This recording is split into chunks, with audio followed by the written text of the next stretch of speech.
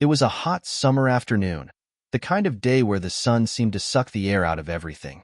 The heat made the sidewalk shimmer, the asphalt appearing almost like a thick liquid that could swallow anyone who stepped too close. Emma sat on the corner of 5th and Maple Street, beside a makeshift lemonade stand she'd set up that morning. The simple sign read, "Lemonade for a Cause.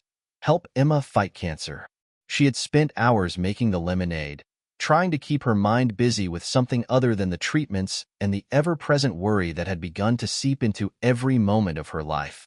She stirred the pitcher for the 100th time, looking out at the street, half hoping someone would stop and buy a cup, but mostly hoping for a distraction. Her body was drained, her hair thin and brittle from the chemotherapy treatments that had already started to take their toll. She wasn't even sure if she'd make it through the next round, but she knew she had to try. This lemonade stand was her last-ditch effort to raise enough money for the treatments she couldn't afford. The distant sound of revving engines cut through the heavy silence, and Emma glanced up, squinting against the sunlight. A group of bikers was approaching. Their motorcycles roared down the street like an approaching storm. The sight of the leather jackets and loud engines immediately made Emma's stomach twist. She'd seen these bikers around town before, big, burly men who liked to make a scene. They looked like they were up to no good, and Emma's heart skipped a beat as they slowed down, coming to a stop right in front of her lemonade stand. "Well, well, well," one of the bikers said, eyeing Emma with a smirk.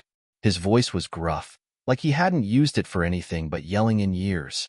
"What do we have here? A little girl selling lemonade? How cute."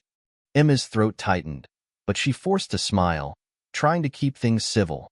"Lemonade for sale," she said softly, pushing a cup forward. "It's for a good cause." The biker grinned. "Yeah, I bet it's for a good cause. What's your cause, kid? You think selling lemonade is gonna save you from that chemo you're going through?" Her heart sank, the words hitting her harder than she expected. She felt exposed, like the cracks she'd worked so hard to hide were now glaringly obvious. But she refused to back down. This was her fight, and she wasn't going to let anyone make her feel small. "It's to help with my treatments," she said, her voice steady despite the tightness in her chest. "Every little bit helps." Another biker, this one with a grizzled beard and a patch on his jacket that read Mitch, scoffed and crossed his arms. "Help, huh? Looks like you're just trying to make a buck off people's sympathy. What's next? A sob story about how you're gonna die if we don't give you money?" Emma's face flushed, but she kept her head high, clutching the table in front of her. "I'm just trying to survive." The bikers laughed. It wasn't a friendly laugh. It wasn't even a laugh at all. It was more of a derisive snort. The sound made Emma feel smaller, like she was nothing more than a joke to them. She bit her lip, trying to hold back the tears that threatened to spill, but the bikers weren't done. "I bet she thinks we're gonna feel sorry for her," one of them said, nudging his friend. "You know, maybe we should buy a cup to make her feel better." His voice was dripping with mockery. Emma's face burned with humiliation, but she refused to let them see how much it hurt. She had no choice but to stay here. No choice but to keep trying. "You know, this whole thing's pathetic," Mitch said, taking a step closer. "You really think you're gonna get some miracle from selling lemonade? Newsflash, life doesn't work that way." Her pulse quickened. He was right. She knew he was right. This wasn't a miracle. It was a desperate attempt to keep her head above water, to scrape together the pennies for something she needed just to survive. But there was no miracle coming, not from the lemonade stand, and certainly not from these bikers. "Please," she whispered, her voice barely audible, "just leave me alone." But they didn't leave. They stood there, making jokes, laughing amongst themselves as if they were the only ones that mattered. Each cruel word cut deeper into Emma's resolve. She wanted to scream at them, to make them understand just how hard she was fighting. But something inside her told her to stay silent. If she stood up for herself, she'd only make things worse. The group of bikers hung around for a few more minutes, tormenting her with their cruel words. Finally, after what felt like an eternity, they started their engines, revving them loudly, making Emma flinch. She didn't even try to look up as they drove off. She just stared at the ground, her hands trembling. Hit subscribe and leave a comment with where you're watching from. This story might just spark a new beginning. What's one thing that always pushes you forward, even when things get tough? The voice of a YouTube channel, an influencer she followed for inspiration, echoed in her mind. She closed her eyes, forcing the voice of the outside world back, focusing only on the lemonade stand and what it meant. A few more minutes passed, and Emma began to feel the weight of her situation like 100-pound weight on her chest. Her lemonade stand was meant to be a beacon of hope, a way for people to support her. But right now, all she felt was hopelessness. Just when she thought about packing up, a young woman walked up to the stand. She smiled at Emma, offering a kind look that made the heaviness in Emma's chest lift just a little. "How much is a cup of lemonade?" she asked, her voice soft and genuine. $2, Emma answered, forcing a smile. The woman nodded, digging into her purse and pulling out a crumpled bill. "I'll take one, please." As she handed over the money, Emma couldn't help but feel a small flicker of hope. Maybe, just maybe, this day wouldn't end in total defeat. Hit subscribe and leave a comment with where you're watching from. This story might just spark a new beginning. What's one thing that always pushes you forward, even when things get tough? Emma sat quietly, her fingers tracing the edges of the lemonade cup in front of her, as the sounds of the passing traffic filled the air. The brief exchange with the woman who had bought lemonade for a good cause was a small victory, but it was barely enough to push back the shadows of doubt that clouded her mind. She had hoped for more. But more importantly, she had hoped to feel something, anything, other than the exhaustion that seeped deep into her bones, a constant reminder of the fight she was in. Cancer. It was a word that had turned her world upside down, a word that she still couldn't fully grasp. It had come at her like a thief in the night, quiet, unannounced, stealing away everything that had once felt certain. The hardest part wasn't the treatments themselves, though they were brutal. It was the uncertainty, the feeling of not knowing if she would wake up tomorrow, or the next day, or the next week. Every day was a borrowed time, a moment she could hold in her hands, but never too tightly, because it might slip away. Her mind drifted back to the first time she had heard the doctor say it. "We found something. It's cancer." The words had barely registered at first, not because she hadn't understood their meaning, but because it felt like a bad dream. She remembered sitting in that sterile office, trying to make sense of the doctor's words. She had thought she was healthy. She was a 23-year-old woman, just starting to find her way in life. She had dreams, big ones. Dreams of opening her own bakery, of traveling the world, of finding love.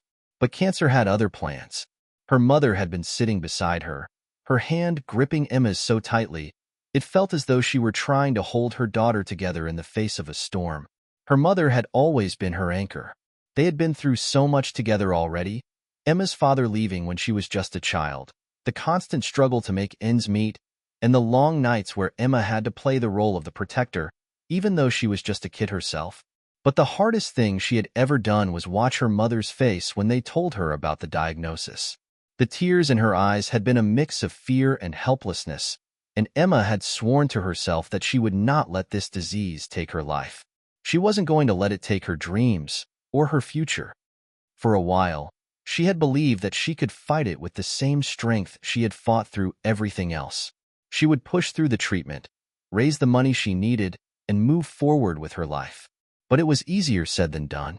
The chemotherapy was brutal. Every round left her feeling weaker, more fragile, like a shell of who she once was.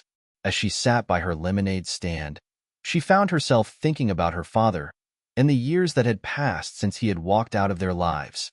It wasn't that she had never forgiven him. It was more that she had simply stopped expecting anything from him. He hadn't been a part of her life for so long, and Emma had learned to survive without him. He had been a shadow, a ghost in her past. But there were moments, like today, when she couldn't help but wonder how different things might have been if he had stuck around. If he had been there when she was diagnosed. If he had offered her even the smallest bit of support. She shook her head, trying to push those thoughts away. Dwelling on the past wasn't going to help her now. She had to focus on the present, on the fight ahead of her. She had to raise the money for her chemotherapy, and that meant she couldn't afford to be distracted by what might have been. As the minutes passed, the sun began to dip lower in the sky, casting a warm golden glow across the street. Emma looked up, watching as people walked by, some with purpose, others just lost in their own worlds. She had hoped that someone, anyone, would notice her stand, but so far, it had been slow. She had expected the bikers' mockery to leave her shaken, but instead, it had only fueled her determination. She wasn't going to let them win. They didn't know her. They didn't know what she had been through. They didn't understand that the fight for her life wasn't just about chemotherapy. It was about proving to herself that she could survive. The sound of a car's engine broke through her thoughts, and she looked up to see a young man pulling up in a beat-up sedan.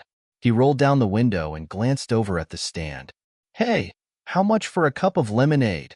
he asked, a friendly smile spreading across his face.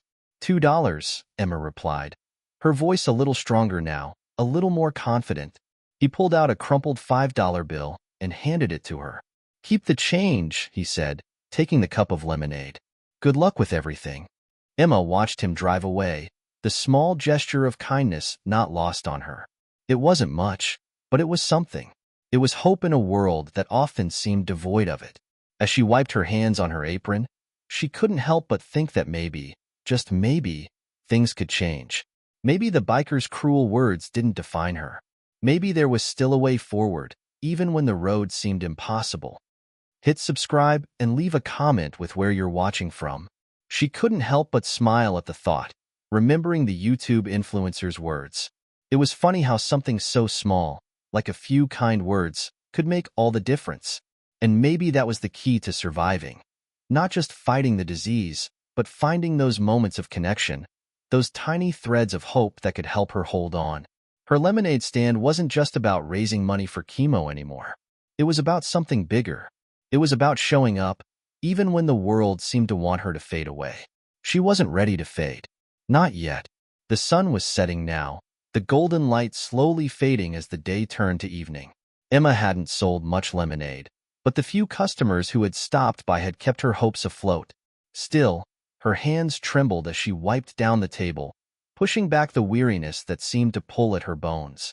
She had been here all day, and as much as she tried to keep up the optimism, the truth was hard to ignore. Her lemonade stand wasn't going to raise enough for her treatments. She had hoped for a miracle, but she knew better than to expect one. The reality of it all sat like a weight on her chest. She had been through chemotherapy before, but it had never been like this. The side effects were harder to bear now. She was constantly tired, her skin pale and fragile. Her hair was thinning so much that she had to wear a hat whenever she went out. But she kept pushing through, because what else could she do? Cancer had already taken so much from her, but she wasn't ready to give up. Not yet. She glanced around at the street again. The same people were walking by, lost in their own worlds, their faces a blur as they passed her by. No one stopped. No one cared.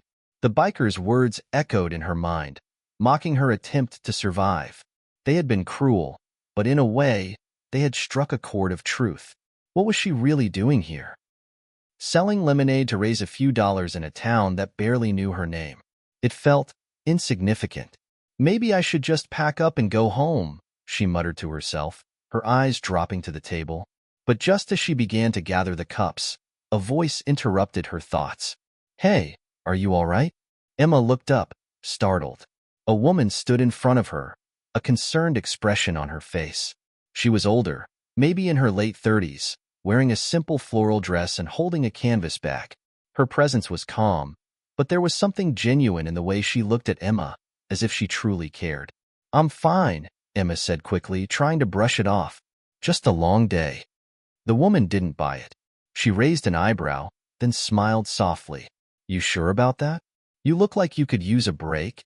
Emma sighed, glancing down at the stand. "I've been here all day, but I don't know if this is going to work. I'm trying to raise money for my chemo treatments, but it's not going as planned." The woman nodded, understanding immediately. "I get it. Things like this can be tough. I've been there too."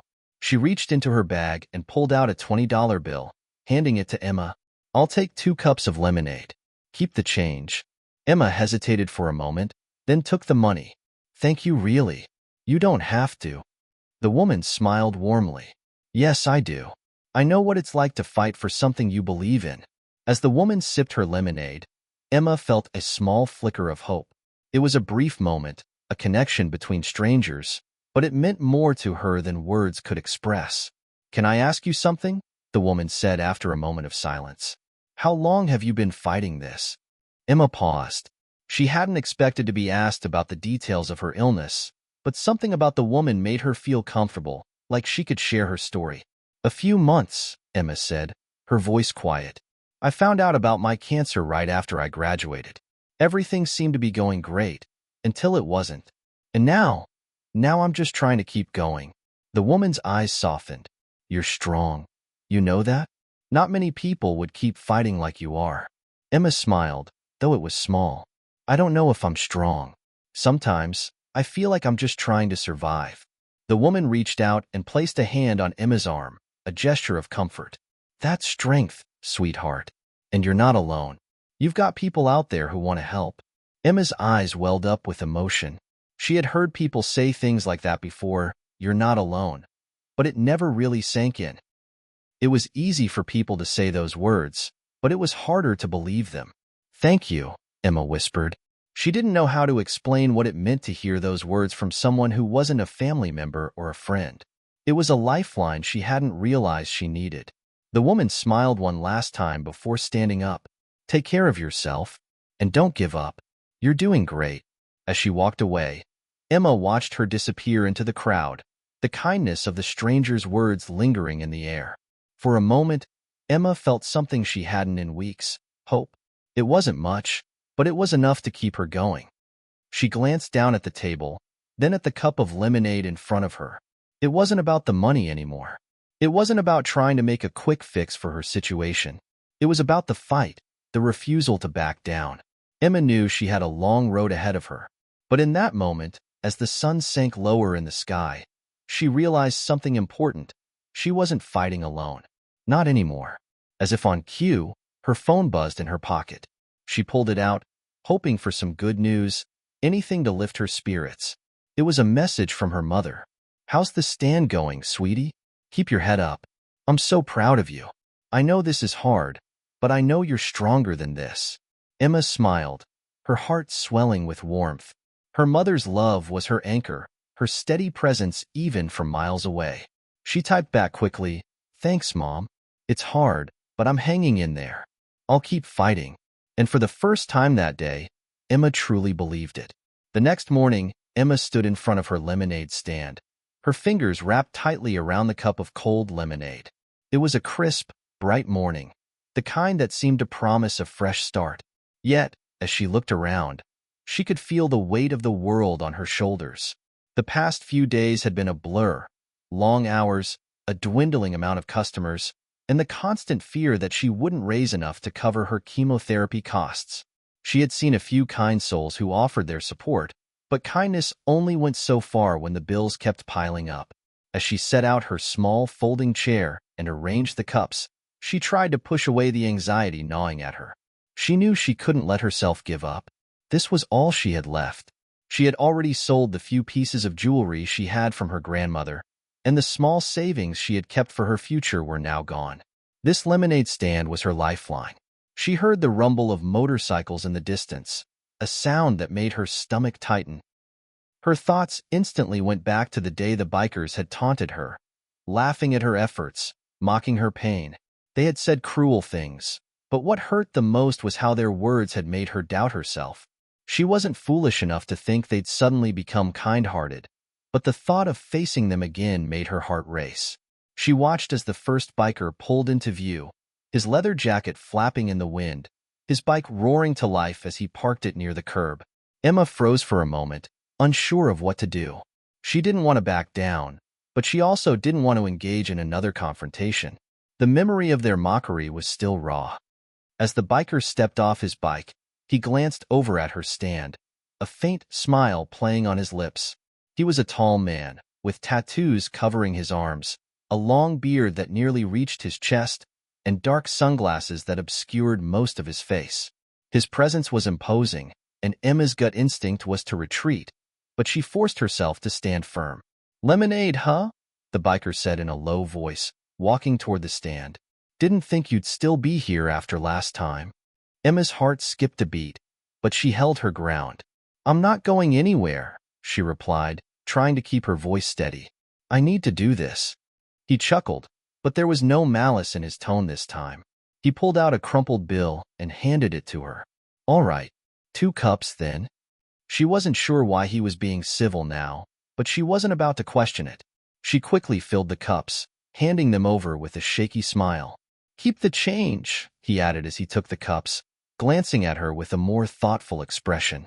I heard about your situation. Cancer, right? Emma felt a chill run through her at the mention of her illness. She wasn't used to talking about it with strangers. Yeah, she said, swallowing hard.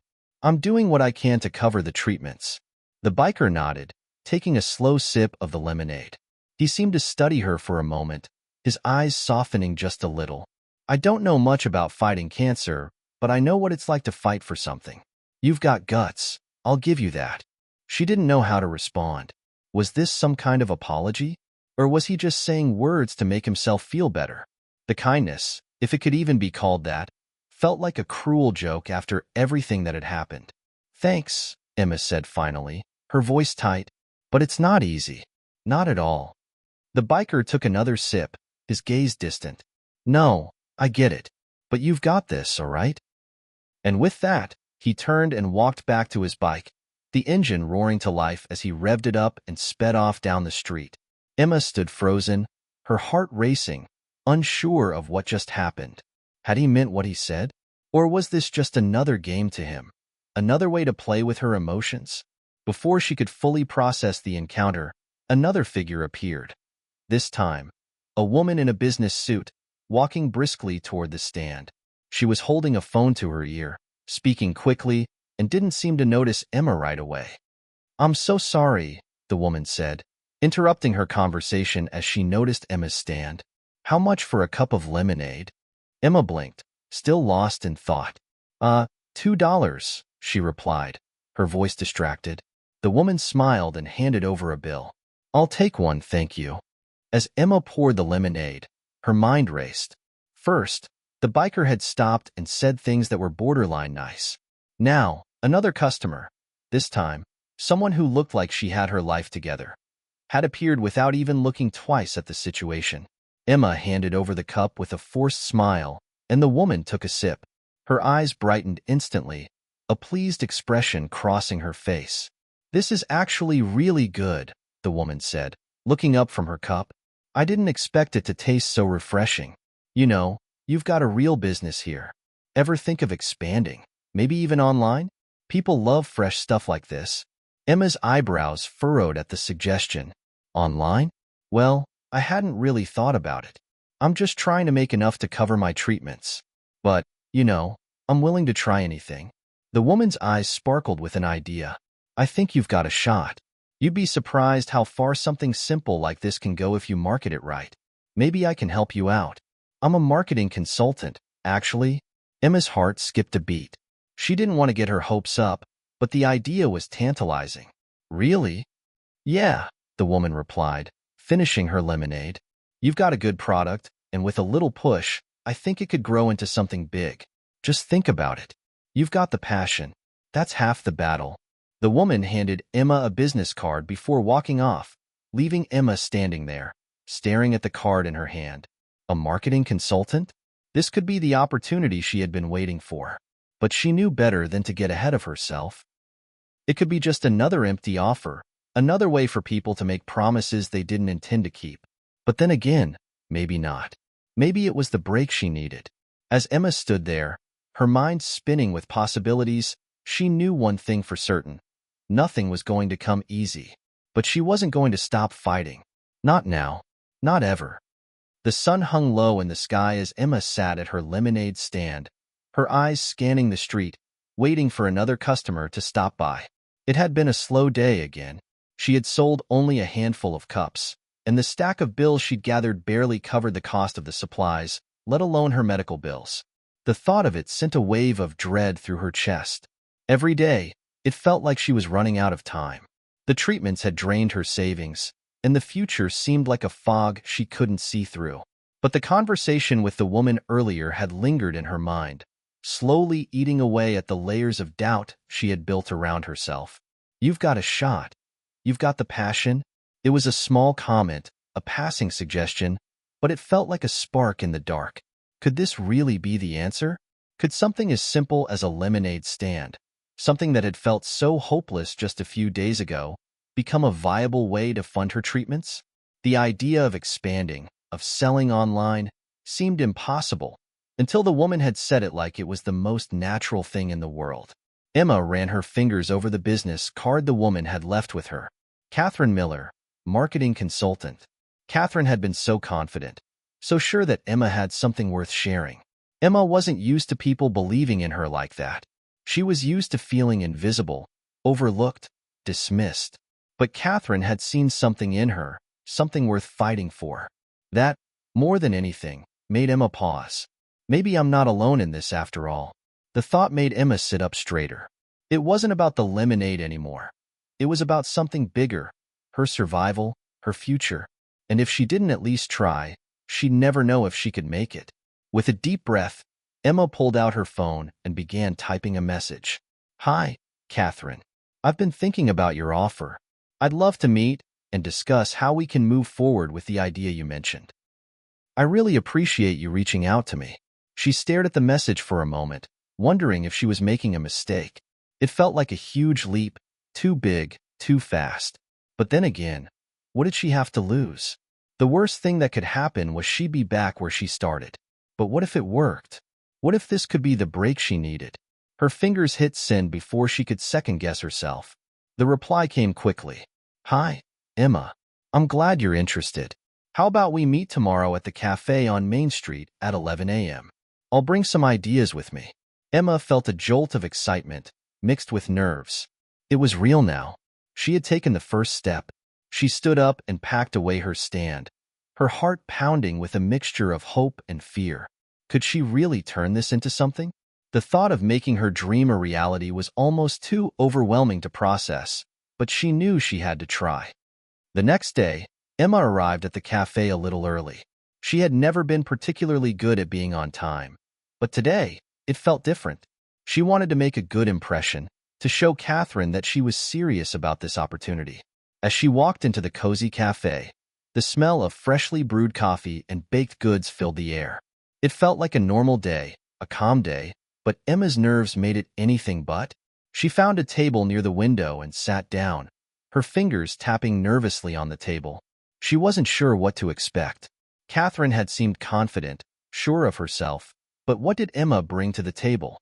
She didn't have a business plan. She didn't have a background in marketing.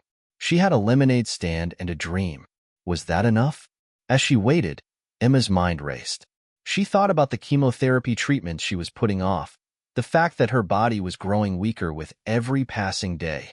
She thought about the long road ahead, the uncertainty of it all. But for the first time in weeks, she wasn't thinking about giving up. She was thinking about how she could take control of her own future. Her phone buzzed, and she looked down to see a message from her mother. "How are you feeling, sweetheart? I'm so proud of you for pushing through. You're stronger than you know." Emma smiled softly. Her mother had always been her rock, and even though she was far away, Emma could feel her love and encouragement through every word. "I'm doing okay, Mom. Big meeting today. I'll let you know how it goes." Just as she put her phone down, she looked up and saw Catherine walking in, her confident stride filling the room. She waved, and Catherine smiled back, making her way over to the table. "Emma," Catherine said, taking a seat, "it's great to finally meet you in person." "Thank you for meeting me," Emma said, her voice a little shaky. She immediately felt self-conscious, as though she wasn't dressed for the occasion. She was wearing a simple hoodie and jeans, but Catherine was dressed professionally, her outfit polished and elegant. "You're welcome," Catherine replied with a smile. "I'm glad you reached out. So, tell me, what's the story behind your lemonade stand?" Emma took a deep breath. "It started as a way to raise money for my chemotherapy treatments. I've been struggling and I thought maybe this could help, but I've realized it's not enough. I don't know how much longer I can keep doing this, but I want to fight. I want to live." Catherine's expression softened. "I can see that. I really admire your determination. And that's what we're going to work with.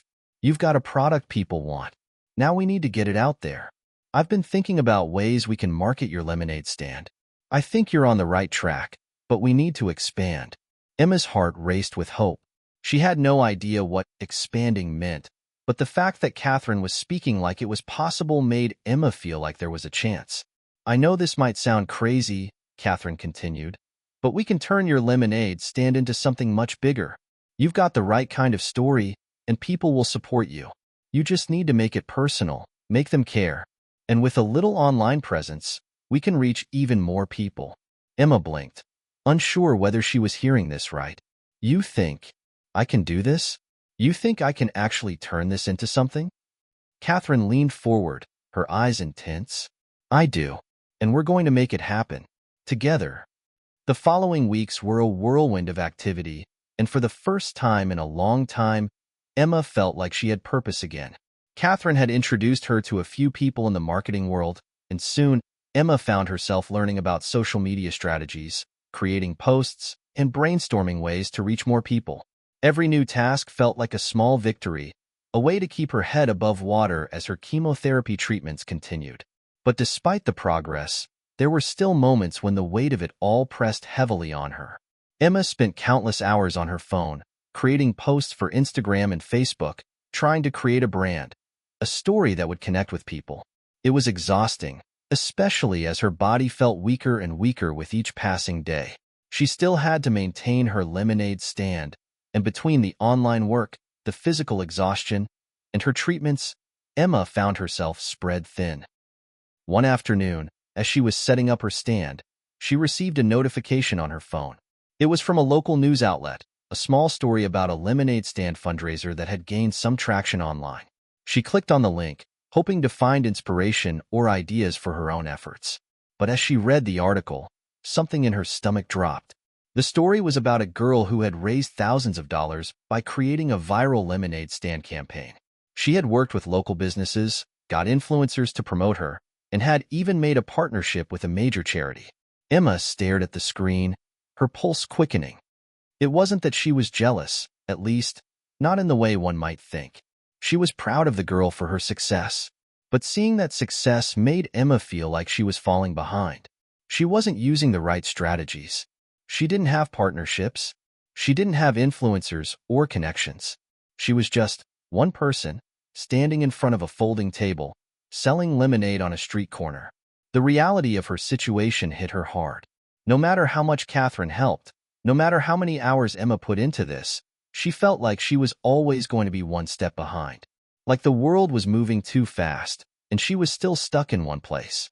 As the afternoon wore on, she saw fewer and fewer customers. She hadn't made a single sale in over an hour. The sun beat down on her relentlessly, and her body felt like it was dragging behind her, each step heavier than the last. The idea that her efforts might never be enough seemed to gnaw at her. Then, as if to add salt to the wound, a group of teenage boys rode by on their bikes, laughing loudly as they passed by the stand. Emma's stomach twisted in knots, her hands trembling as she watched them speed away. The teasing from the bikers, their mockery, their dismissive attitude, seemed to echo in her mind. She was trying her best, but it felt like the world was only ready to break her down. She slumped into her chair, her face in her hands for a moment, the weight of exhaustion and self-doubt overwhelming her. How much longer could she keep going like this? How long could she pretend that this would work when every day felt like a struggle? Just as she was about to pack up and head home, she felt a tap on her shoulder. Startled, she turned to see a familiar face. The biker from a few days ago, the one who had been surprisingly kind. He was standing there, a half-smile on his face, holding out a bottle of water. "Hey," he said, his voice more gentle than before. "Thought you might need this."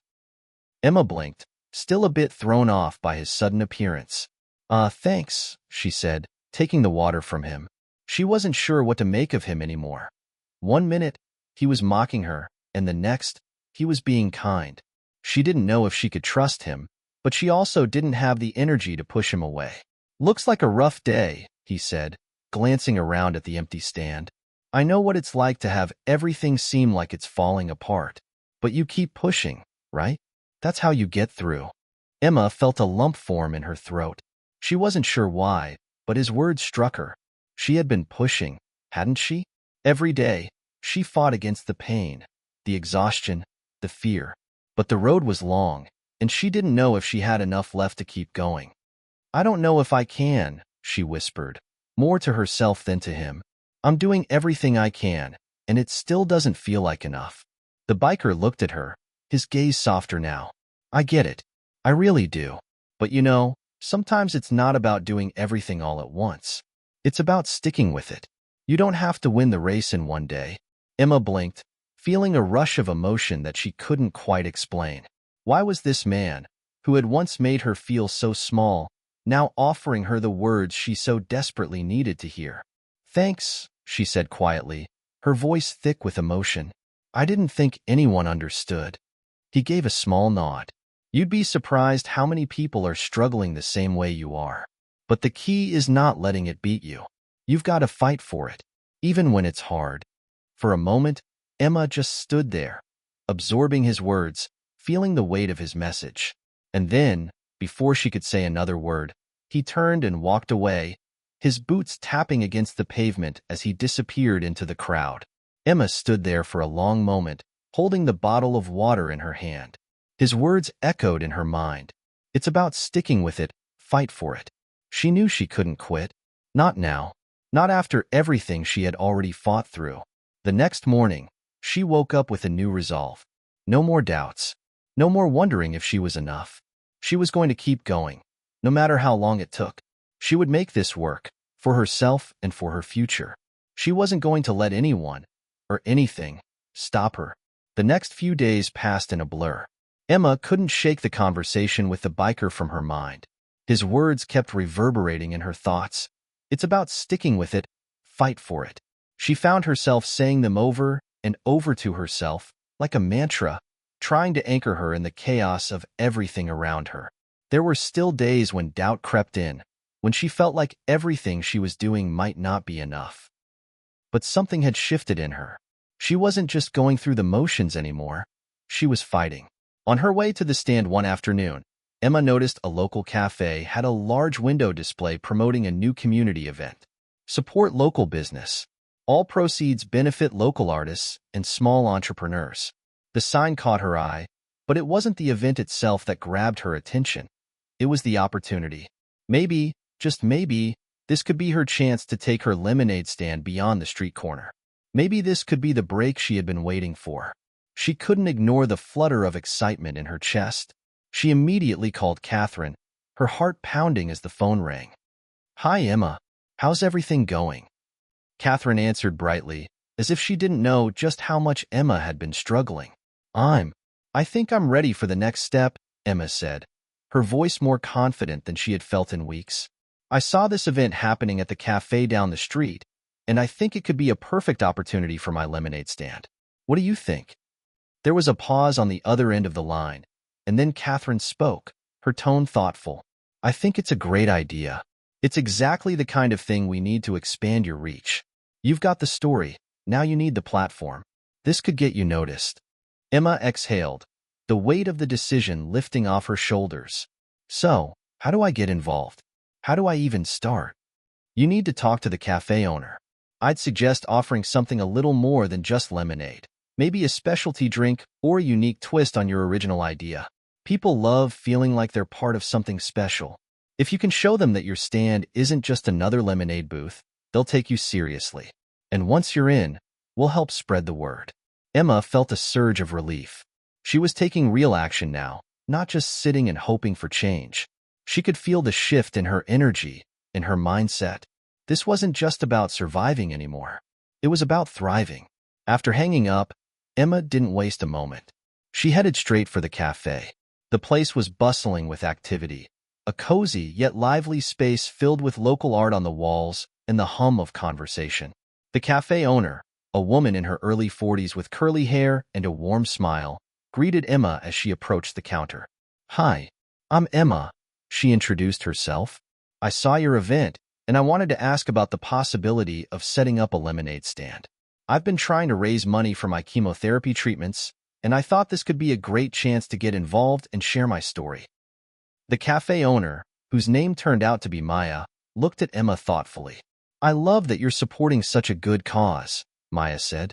Tell me a little more about what you had in mind. Emma explained how her lemonade stand had started as a way to fund her treatments, how she had begun selling locally but had run into difficulties. She talked about her new marketing efforts, her desire to expand, and how the cafe's event might provide the exposure she needed. Maya listened intently, nodding as Emma spoke. When she finished, Maya smiled warmly. I think you've got something special here. I'd love for you to participate in our event. But like I said, I think it'd be great to offer something a little more than just regular lemonade. Let's brainstorm together. They spent the next half hour discussing possible ideas. Maya suggested creating a lemonade flavor that tied in with a seasonal theme, something that could connect to the time of year and the event. Emma excitedly agreed, thinking of a fresh twist on her lemonade that would make it stand out. After all, if she was going to do this, she wanted to make it unforgettable. They decided on a lemon-ginger-honey blend, something that felt refreshing yet cozy, perfect for the colder months. They also decided to offer a portion of the proceeds to a local cancer support group, tying her story and mission to a larger cause. By the time Emma left the cafe, she felt like a new person. She had a plan, a real opportunity, and for the first time in weeks, she felt like everything was falling into place. The lemonade stand wasn't just a small local business anymore. It was part of something bigger. She was no longer just a girl trying to make ends meet. She was a part of a community, a story, a movement. As she walked back home, the excitement bubbled up in her chest, her pace quickening. There was still a long road ahead, and the obstacles weren't gone, but Emma wasn't scared anymore. She could feel that this was her moment, the beginning of something new. When she got home, she immediately called Catherine to tell her the good news.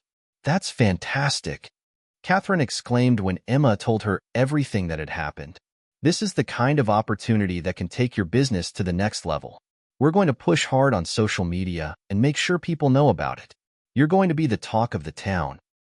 Emma smiled, feeling a sense of accomplishment she hadn't known she could feel. She had done it. She had found a way to push through, to take control. And this was just the beginning. That night, after a long day of preparations, Emma sat on her couch, reflecting on how far she had come. She had faced rejection, doubt, and fear, but each time, she had picked herself up again. She wasn't sure where this journey would lead, but she knew one thing for sure. She wasn't going to stop. Not now. Tomorrow would bring its own challenges, but Emma was ready. She had found her fight, and she wasn't about to lose it. The day of the event arrived quicker than Emma anticipated. It felt like everything had been a blur since she first spoke to Maya at the cafe, each moment filled with excitement and a little bit of nervousness. As Emma set up her booth in the corner of the cafe, she tried to steady her hands, which were trembling with both anticipation and doubt. The cafe was buzzing with energy. People filled every table, some deep in conversation while others busied themselves with art supplies for the community project happening in the other room. It was exactly the kind of event she'd hoped for, one that brought people together and offered the perfect platform to tell her story. Her stand, with its freshly squeezed lemon-ginger-honey lemonade, was already attracting attention. The aroma of the warm honey mixed with the zing of the ginger seemed to draw in customers like a magnet. She smiled as a couple approached, intrigued by the sign she'd put up, "Lemonade for a Cause," supporting Emma's fight against cancer. "Hi there." Emma greeted them, trying to keep her voice steady. "Would you like to try some of my homemade lemonade? A portion of the proceeds is going toward a local cancer support group." The woman smiled, her eyes lighting up at the story. "That sounds amazing. I'll take two." She handed Emma a few dollars, and Emma poured the lemonade into cups, her hands moving quickly and efficiently now. As they took their drinks, the woman turned to her husband, who was already sipping his lemonade. "This is really good," she said. "The honey and ginger really add something special to it." Emma beamed with pride. It felt like the first real validation she had gotten for all the hard work she'd been putting in. They weren't just buying lemonade. They were supporting her journey, her fight. She felt a wave of gratitude wash over her. But then, just as things were looking up, disaster struck. A loud crash echoed across the cafe. Emma turned, her heart skipping a beat, only to see a group of bikers, familiar faces from the other day, walking in. They were loud, making jokes and drawing attention to themselves as they gathered around a nearby table. Emma's stomach sank as she recognized the same group of boys who had mocked her in the past. The sound of their laughter filled the room, but Emma couldn't bring herself to smile. She tried to shake off the feeling of dread building in her chest. She had seen how they treated people before. She didn't want to be a target again. Her worst fears were confirmed when one of the boys walked over to her lemonade stand. He was the same one who had been so rude to her before, the one who had laughed as he rode by on his bike. His smirk was unmistakable. Well, he said, leaning on the counter of her stand with exaggerated interest. Look at this. A little girl selling lemonade. How cute. Emma's heart dropped. She tried to remain calm, her smile forced. It's homemade. And it's for a good cause, she replied, trying to keep her voice steady. Yeah, sure, he replied, his tone dripping with sarcasm. A lemonade stand for a cause. I guess anything's possible when you're desperate enough. Emma swallowed hard, the sting of his words hitting deep. She wanted to lash out, to tell him that she wasn't desperate, that she was fighting. But she held her tongue, knowing it wouldn't help. His words were meant to hurt, and she wasn't going to let him get to her. But before she could respond, another one of the boys joined him, making a joke at Emma's expense. Hey, you need any help? I can give you some tips on how to sell this stuff. Maybe even throw in some syrup or something, he said, laughing. Emma could feel the eyes of the cafe customers on her, and she hated the feeling of being mocked. The room suddenly felt smaller, the atmosphere more tense. She didn't want to show weakness, but the weight of their ridicule made it hard to keep her composure. Just as she was about to speak up, Catherine walked over, her presence like a shield. Hey, what's going on here? Catherine asked, her tone sharp as she looked at the group of bikers. The boys froze, recognizing Catherine as someone who wasn't afraid to stand up for herself. Emma had told her about the bikers, and Catherine had made it clear that she wouldn't let anyone get away with bullying or making her feel less than. One of the boys shifted uncomfortably, but the leader of the group wasn't backing down. We're just having some fun. Didn't mean to offend anyone. But I don't know if this lemonade is worth the price. Catherine crossed her arms, her expression cool. Emma's not asking for your opinion. She's trying to raise money for an important cause. If you don't want to support it, that's fine.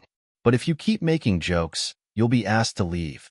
The bikers exchanged glances, their bravado faltering for a moment. Finally, the leader grumbled and walked away with his group, muttering under his breath. Catherine stayed by Emma's side, offering her a reassuring smile. You handled that well, Catherine said quietly. Don't let them get to you. They're just bullies, and they're threatened by someone who has the guts to stand up for themselves. Emma let out a shaky breath, grateful for Catherine's support. Thanks, she said, her voice a little shaky. I was so close to losing it. I didn't want to let them see how much they hurt me. You're stronger than you think, Catherine replied. And you're doing this for something bigger than their petty comments. Emma nodded, feeling a sense of clarity wash over her. She wasn't going to let these boys dictate her journey. She wasn't going to let their words or their mocking behavior stop her from fighting for what mattered. She had come too far to turn back now. As the event continued, Emma's stand started to see a steady flow of customers again. The bikers' brief disruption didn't have the lasting effect they'd hoped for. Instead, Emma found herself surrounded by people who were genuinely interested in what she was doing. They weren't just buying lemonade, they were buying into her story. By the end of the day, Emma had raised more money than she could have hoped for. Her lemonade stand had not only been a financial success, but also a reminder that people saw her for more than just a girl selling lemonade. They saw her as a fighter, someone who wasn't going to back down. And that night, as she counted the money and reflected on everything that had happened, Emma knew that no matter how many hurdles life threw at her, she had the strength to face them. She was no longer just surviving, she was thriving. The next few days after the cafe event felt like a whirlwind. Emma's lemonade stand had gained more recognition than she could have imagined. People in the local community were reaching out to her, offering support and asking how they could help. Emma felt like she was finally starting to get the momentum she'd been working so hard for. But with the good came the bad. It was one late afternoon when she sat at her kitchen table, staring at the pile of bills that had been steadily accumulating. Despite the success of the lemonade stand, the financial burden of her chemotherapy treatments was beginning to take its toll. She had made progress, but not enough. The medical expenses kept coming, and the little bit she was earning from the stand wasn't making a significant dent in them. Her mind raced. She couldn't keep up with this, could she? The thought of giving up was almost unbearable, but the weight of the bills and the constant pressure of trying to balance her treatment with her growing business felt like too much. Hey, you okay? Catherine's voice pulled her out of her thoughts. Emma hadn't even noticed her friend standing in the doorway. Emma forced a smile, though it didn't reach her eyes. Yeah, I'm fine. Just thinking. Catherine raised an eyebrow, clearly unconvinced. You don't look fine. I can tell something's bothering you. Emma took a deep breath, her gaze flickering to the bills scattered in front of her. It's just the money. I don't know how much longer I can keep up with this. The bills just keep coming in, and I don't know how to make enough from the stand to cover everything. I'm stuck. Catherine walked over and sat down beside her, her hand gently resting on Emma's. I know it's tough, but you've come so far. You can't give up now. You're fighting for something much bigger than just yourself. There's got to be another way. Emma shook her head, frustration creeping into her voice. But what other way is there? I don't have the resources or the connections. This is all I've got, and it's still not enough. Catherine's gaze softened as she looked at Emma, her voice calm yet firm. You're stronger than you think. You've already done more than most people ever would. But you're not in this alone, okay? We'll figure it out. Together. Emma smiled weakly, grateful for her friend's unwavering support. But deep down, she couldn't shake the feeling that she was running out of time. The pressure was mounting, and she wasn't sure how much longer she could keep up the fight. The next day, Emma decided to take a step back. She didn't have the energy to run the lemonade stand on her own, and the thought of continuing without a plan was overwhelming. She called Maya from the cafe to let her know that she needed to take a break from the event circuit for a little while. I just can't keep up, Emma admitted as Maya listened patiently. I need to focus on my health, and I don't want to let people down, but I can't do it all right now. Maya was understanding, but there was an edge of concern in her voice. I get it, Emma. It's a lot, and your health has to come first. But we've built something really special here. Maybe there's a way to keep the momentum going, just in a different way. You've got a story that people connect with. We can work together to figure this out. Emma felt a flicker of hope, but the weight of her reality still hung heavy. I don't know, Maya. I feel like I'm letting everyone down. You're not letting anyone down, Maya replied, her tone reassuring. You're doing what you need to do to take care of yourself. We'll figure out the next steps when you're ready. You've got a whole community behind you, and we're here to support you. After the call ended, Emma sank into her chair, her head spinning. She had just given up on something that had brought her so much hope, but the thought of trying to keep up with everything felt impossible. She wanted to fight. She wanted to push through, but the exhaustion, both physical and mental, was beginning to take its toll. That night, Emma crawled into bed, her mind restless. She had worked so hard to get to this point. She had sacrificed so much for this little stand, for this dream of a future where she could beat cancer and find some peace. But was it enough? Or had she reached her limit? The next morning, she received a call that changed everything. It was from an unknown number. Emma hesitated for a moment, unsure of who it could be, but something inside her told her to pick up. She answered, her voice tentative. Hello? Hi, is this Emma? A woman's voice on the other end sounded both friendly and professional. My name is Rachel, and I'm calling from a local fundraising organization. We've been following your lemonade stand, and we're really impressed by the work you've been doing.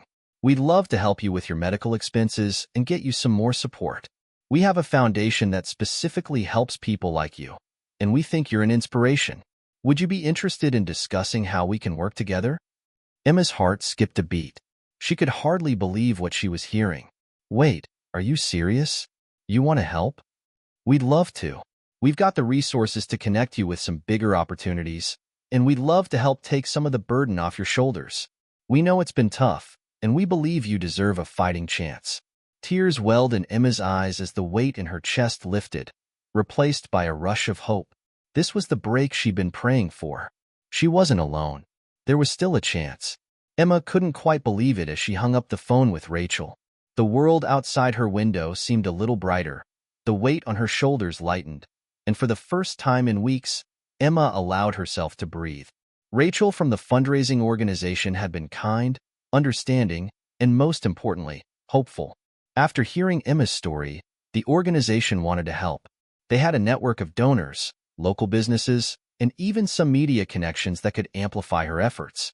They could cover a large portion of her medical expenses, and in exchange, Emma would serve as an ambassador for their cause, raising awareness about cancer patients who needed help. It felt too good to be true. For the past few weeks, Emma had been operating in survival mode. It was easy to forget that the help she so desperately needed was out there. All she had to do was reach out.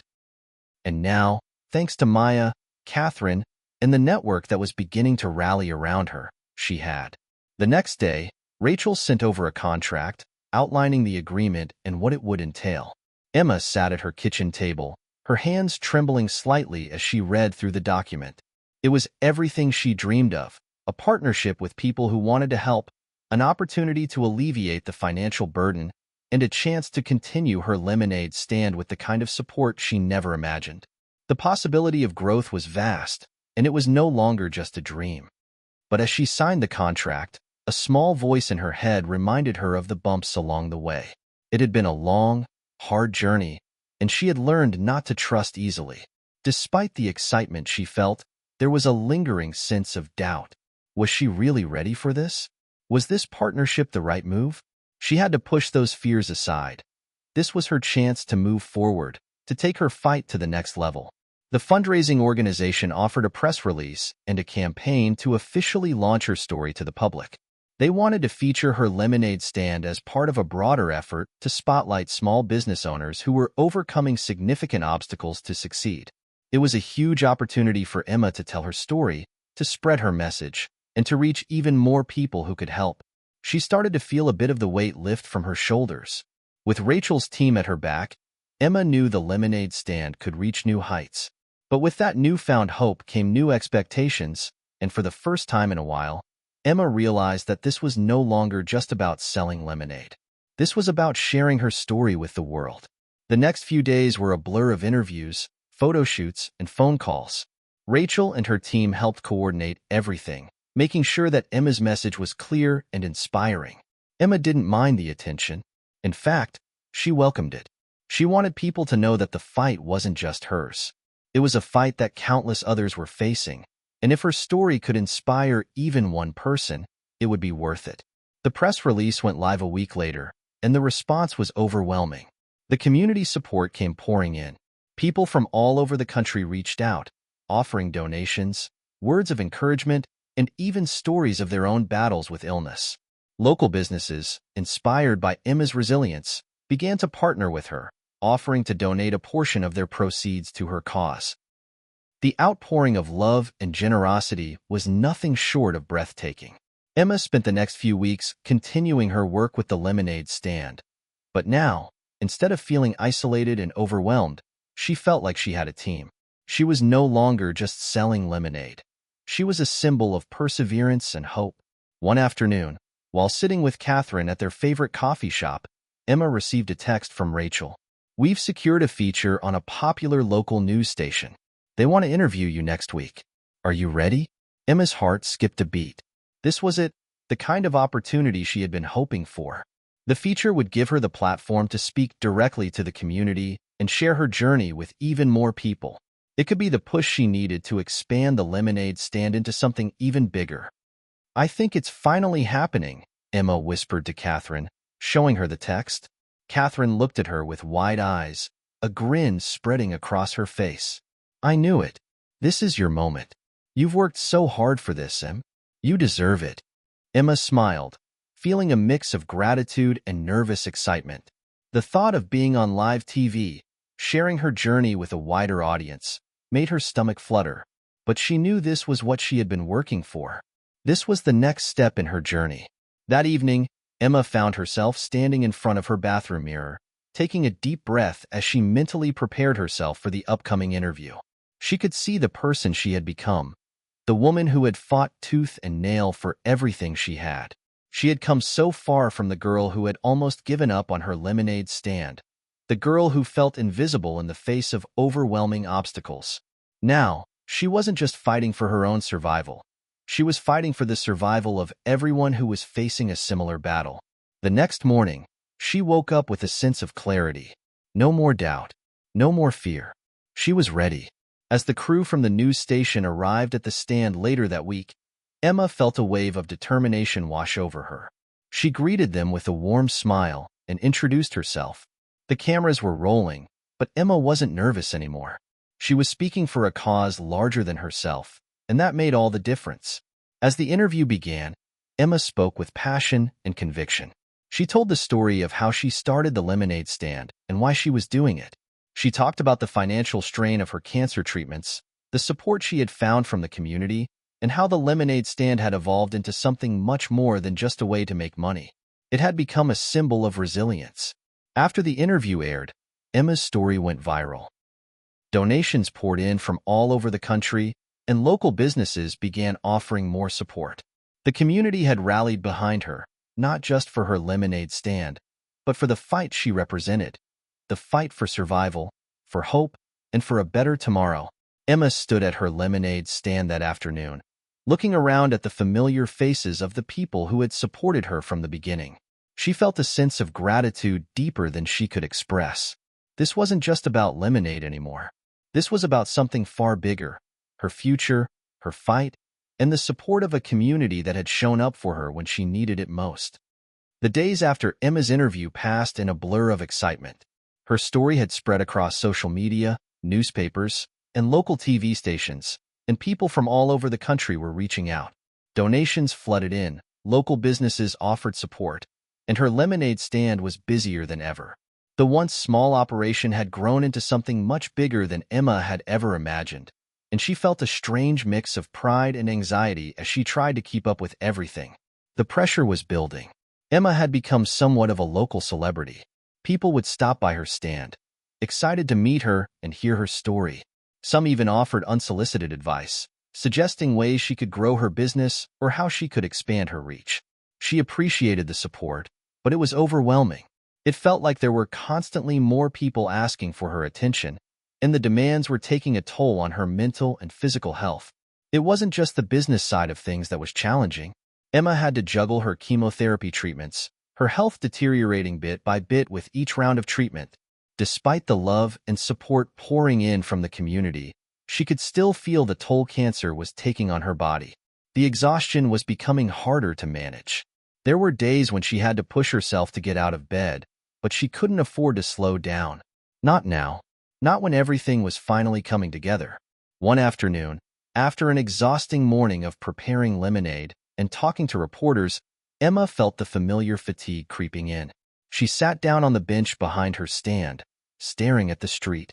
Her legs ached, her arms were heavy, and her mind was foggy.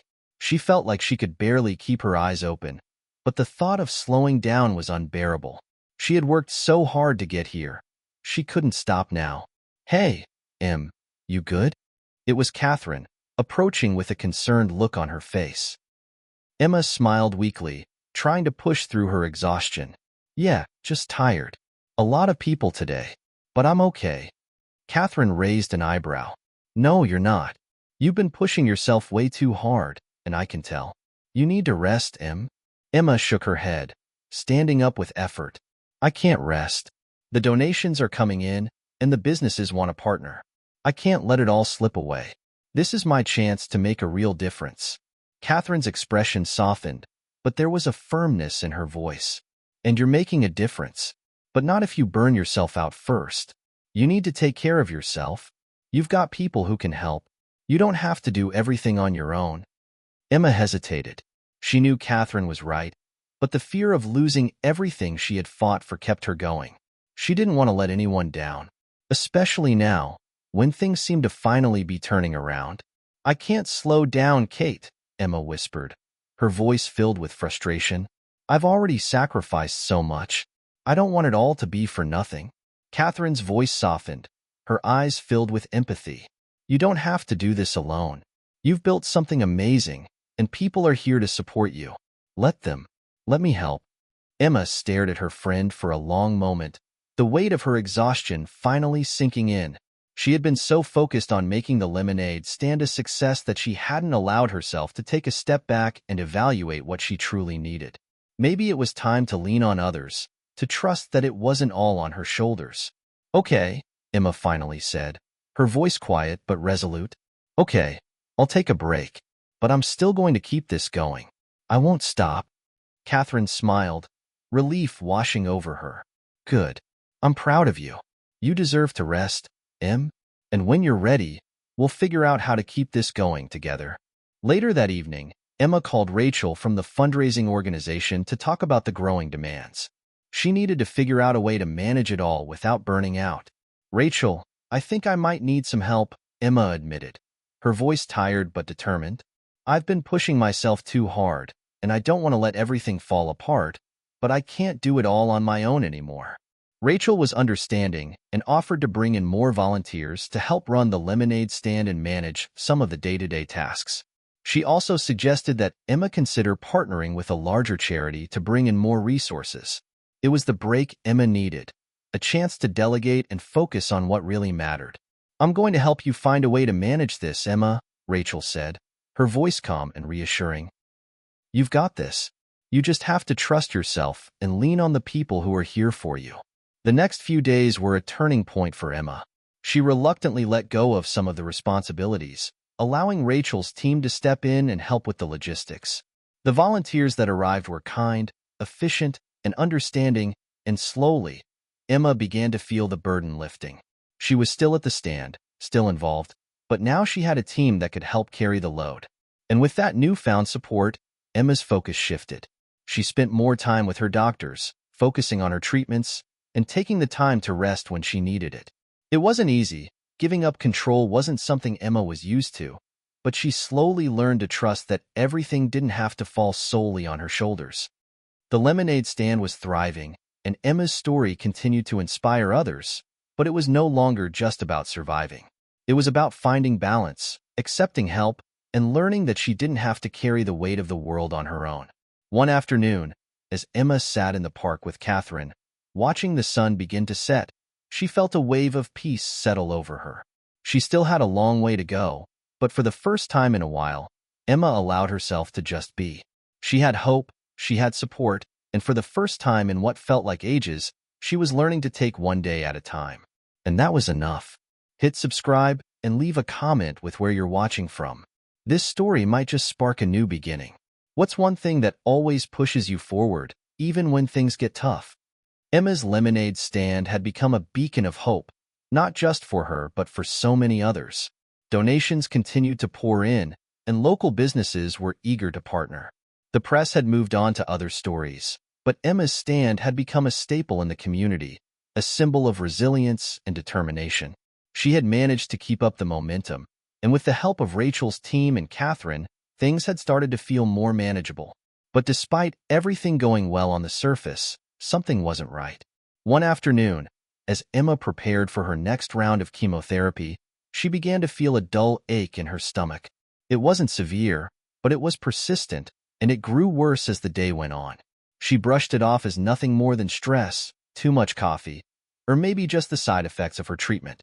But by the evening, the pain had become sharp, and she knew something wasn't right. "Emma?" Catherine's voice was laced with concern as she approached, noticing her friend clutching her abdomen. "You okay?" Emma tried to smile, but it felt forced. "Just a little stomach pain. Nothing major. I'll be fine." Catherine didn't buy it. She could see the way Emma's face had drained of color, the way her hands trembled slightly. "No, Em. I think you need to see a doctor." Emma sighed, reluctant to admit that something might be wrong. She had so much on her plate already, so many people depending on her, but Catherine was right. She couldn't keep ignoring the warning signs. That night, Emma ended up in the emergency room. The doctors ran a series of tests, and after a long, agonizing wait, they finally confirmed what Emma feared. The cancer had spread further than they initially thought. The chemotherapy had slowed its growth, but not enough. The pain she'd been feeling was a result of a new tumor pressing on her digestive system. Emma sat there, numbly absorbing the news. The weight of it felt suffocating. She had fought so hard, pushed through so many obstacles, and now, this? Her worst fears had come true, and she felt the ground shift beneath her. The doctor explained the next steps: a more aggressive course of treatment, possibly surgery, and even more intensive care. But Emma barely heard him. Her mind was too busy racing, drowning in the overwhelming realization that her fight was far from over. Later that evening, after Catherine had stayed with her through the tears and the silence, Emma sat alone in her small apartment. The news felt like a heavy weight pressing down on her chest, and it was all she could do to stay upright. She thought about the lemonade stand, the people who had supported her, the people who believed in her. But now, all of it felt so fragile. The next day, Emma returned to her stand, the pain still sharp but manageable. She put on a brave face, not wanting to disappoint the people who were coming by to show their support. But the reality of her situation gnawed at her. Each smile she forced felt like a lie, and each cup of lemonade she handed over felt like it weighed more than the last. She could feel the sharpness of the pain, but she kept pushing forward. She couldn't stop now, not when so many people had come to depend on her. Then, unexpectedly, someone Emma had never seen before approached the stand. He was a tall man with a kind face, his eyes warm as he smiled at her. "You must be Emma," he said, his voice gentle. Emma nodded, unsure if she should engage.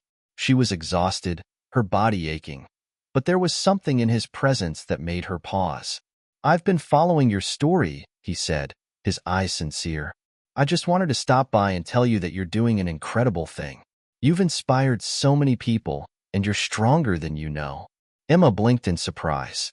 She wasn't used to strangers stopping by with such kind words. She forced a smile, though her heart wasn't in it. "Thank you. That means a lot." The man reached into his pocket and pulled out a small envelope, handing it to her with a smile. "I wanted to help. I know it's not much, but every little bit counts." Emma hesitated before taking the envelope. Inside, she found a check for $5,000. She gasped, her hand trembling as she held it. This is too much. I can't accept this." The man shook his head. "You can. This is for you. For your fight. You're not alone in this, Emma." She stared at the check, overcome with emotion. The kindness of a complete stranger was a reminder that she wasn't alone, that there were still good people out there who wanted to help. It was a small moment, but it felt like a lifeline. It reminded her that no matter how hard things got, the world was still full of kindness. As he left, Emma stood there, holding the check tightly. The tears she had been holding back began to spill over, but this time, they weren't tears of despair. They were tears of gratitude. She had felt so alone in her fight, but this stranger had reminded her that the world wasn't as dark as it sometimes seemed. Over the next few days, Emma focused on the things that mattered. She leaned on Catherine and Rachel for support, allowing herself to rest when she needed it. The lemonade stand continued to thrive, but now Emma didn't feel like she had to carry all the weight of it alone. The community was there for her, and she would continue to fight, not just for herself, but for all of the people who had given her hope. One night, as Emma sat on her balcony, watching the stars twinkle overhead, she thought about everything she had gone through. She thought about the pain, the fear, the exhaustion, but she also thought about the kindness she had received, the people who had rallied around her when she needed them most. She wasn't alone, and for the first time in a long time, Emma allowed herself to believe that maybe, just maybe, she could win this fight. The weeks following the diagnosis were filled with more uncertainty than Emma had ever experienced. She had been through countless rounds of chemotherapy, each one leaving her weaker than the last, and now, the news that the cancer had spread was a reminder that her fight was far from over. But amid the despair, a quiet resolve began to form inside her. She wasn't ready to give up, not yet. Her lemonade stand continued to thrive, though Emma knew the time had come to delegate even more. Rachel had set up a more structured schedule, and the volunteers, while still mostly young people eager to help, were taking on more responsibility.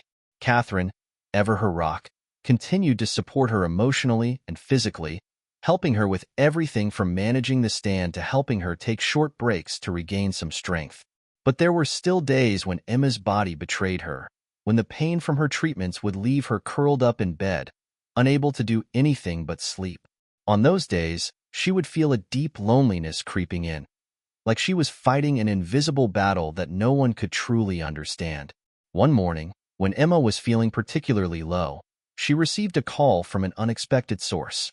It was the same man who had given her the $5,000 check. "Hi, Emma," the man said, his voice warm and familiar. "I hope I'm not disturbing you. I just wanted to check in and see how you're doing."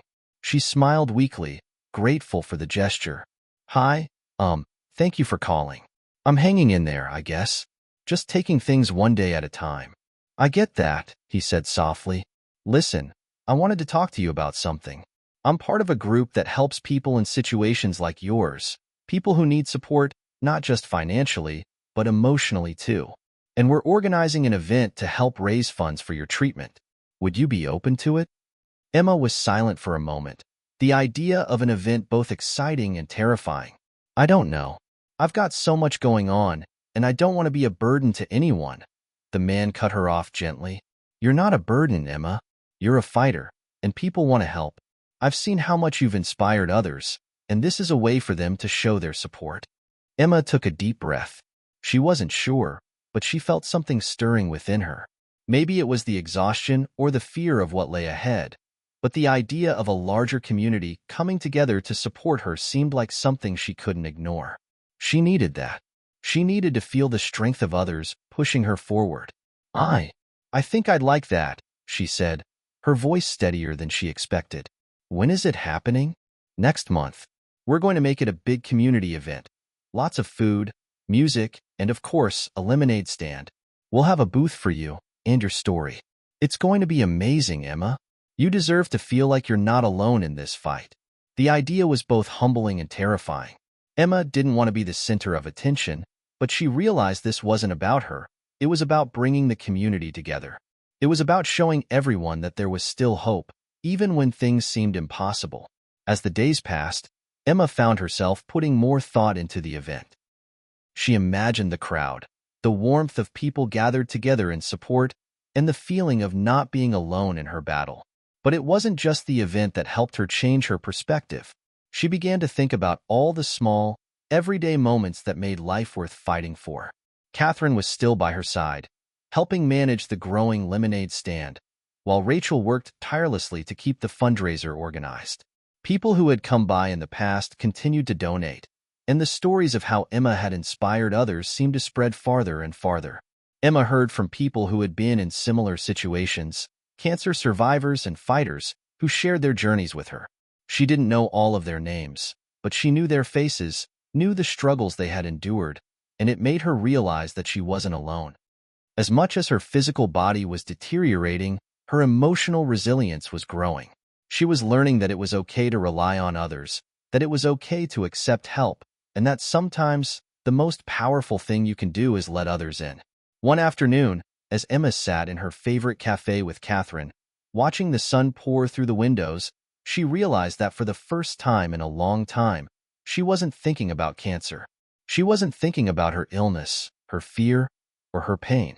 She was thinking about the future, about how she would give back, about how she would live her life once the fight was over. There was so much more she wanted to do. "Catherine," Emma said suddenly, her voice filled with determination, "I'm going to get through this. I'm going to keep going, no matter what. And when I'm done, I'm going to help others like me. I'm going to keep fighting for them." Catherine smiled, her eyes glistening with pride. "I know you will, Em. You've already inspired so many people. You've changed lives." For the first time in a long time, Emma didn't feel like she was fighting this battle alone. She had her community, her friends, and her family. And more importantly, she had herself. Her fight was just beginning, but now she knew that she didn't have to carry it all on her own. The road ahead would be hard. There would be more pain, more uncertainty, and more obstacles. But as Emma looked around at the people who had come together to support her, she realized that no matter what happened, she would never be alone again. The days leading up to the event felt like a whirlwind for Emma. The news of the fundraiser had spread far and wide, and the anticipation was palpable. She was grateful for the overwhelming support, but it was hard not to feel the weight of the responsibility. The community was counting on her to show up, to be strong, and to represent the fight that so many others had been through. She knew that she couldn't back out now. It was early in the morning, just a few days before the event, and Emma sat at her kitchen table, trying to gather her thoughts. The pain in her body had become more persistent, and she felt the familiar fatigue weighing heavily on her. But she refused to let it stop her. She had made a promise to herself and to the people who had shown her so much love. She wasn't going to let them down. Catherine was there, as always, working with Emma to prepare for the event. "Everything's coming together, Em. We've got the food trucks confirmed, the band is set up, and the volunteers are on their way." Emma smiled weakly, but her mind was elsewhere. I don't know if I'm ready for this. What if I let people down?" "Em," Catherine said, setting down the list of things to do and looking at her with a gentle but firm expression. "You are not letting anyone down. You've already done so much. This event isn't about you carrying the weight.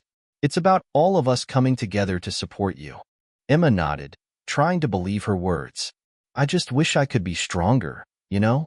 I want to show people that I can do this." "You already are," Catherine replied with a warm smile. "The strength you've shown in getting this far, in fighting every single day, it's inspiring. Don't forget that." Emma's heart swelled with emotion. She didn't always feel strong, but hearing those words made her realize something important. Maybe strength wasn't about being invincible. Maybe strength was about allowing others to see you at your most vulnerable and still pushing forward. Later that day, Rachel stopped by to help with final preparations. Emma's stand, which had become more than just a lemonade stand, was ready for the big day. A huge banner with the words "Lemonade for Life" hung above the booth, and the brightly colored tables, chairs, and decorations made everything feel festive. The community had poured so much love into every detail of the event, and it showed. "Hey, Em," Rachel greeted her with a big grin. "Look at all of this. It's going to be amazing." Emma took a deep breath and smiled. "I can't believe it's finally here. This is so much bigger than I thought." Rachel laughed. "Yeah, we might have gone a little overboard, but it's all worth it. You deserve this. And you deserve to feel how much people care about you." Emma felt her eyes prick with tears.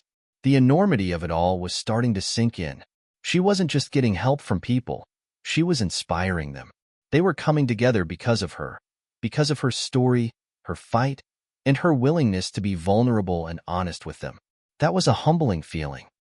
The day of the event finally arrived, and the streets outside the venue were bustling with energy. People milled around, enjoying the food, the live music, and of course, the lemonade stand. Emma's heart raced as she arrived, her nerves threatening to overwhelm her. The crowd was larger than she expected, and her mind began to whirl. Would she be able to handle all of this? Would the spotlight be too much for her? But as she walked toward the stand, she felt something she hadn't expected: calm. She wasn't facing this battle alone anymore. People had shown up to stand by her, to show their support, and to help in whatever way they could. It wasn't about her anymore. It was about all of them, coming together to make a difference. Rachel and Catherine greeted her at the booth, and the event kicked off in full swing. Emma was overwhelmed by the amount of people who came by to donate and share their stories with her. She heard from cancer survivors who had been through similar battles, from people who had lost loved ones, and from people who simply wanted to offer their support. As the day wore on, Emma realized that the more she spoke to others, the more she felt her own sense of strength growing. Every conversation, every donation, every word of encouragement filled her with a renewed sense of purpose. She was doing this not just for herself, but for everyone who had come to stand with her. Toward the end of the event, the man who had originally donated the $5,000 showed up again. This time, he brought with him a large group of people who had joined his cause, people who believed in Emma's journey and wanted to help in any way they could. "Emma," he said, his voice filled with pride, "this has been incredible. You've inspired so many people, and we've raised enough money today to cover your medical bills for the next several months." Emma's heart stopped. She had expected some donations, but this was beyond anything she could have imagined. The generosity of the community was overwhelming. She couldn't hold back the tears any longer. I don't know what to say, she whispered, choking on her words. You don't have to say anything, he replied, his voice full of understanding. We're just so glad we could help. That night, as the event came to a close, Emma sat with Catherine and Rachel, watching the sun set in the distance. The event had been a huge success, but more than that, it had reminded Emma of something important. She didn't have to fight alone. She had a community behind her, people who cared, who wanted to see her succeed, and who would be there every step of the way. I think I finally get it, Emma said softly, her voice filled with quiet emotion.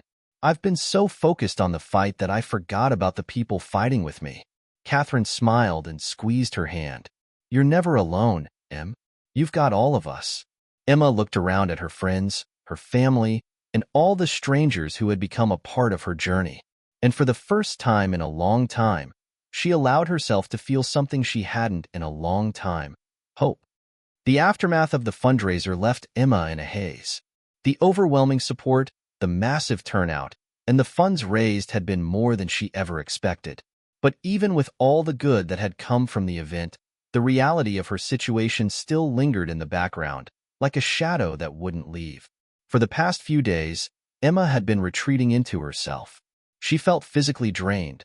The chemo treatments were starting to take an even greater toll, and the emotional exhaustion of the event had left her more vulnerable than she liked to admit.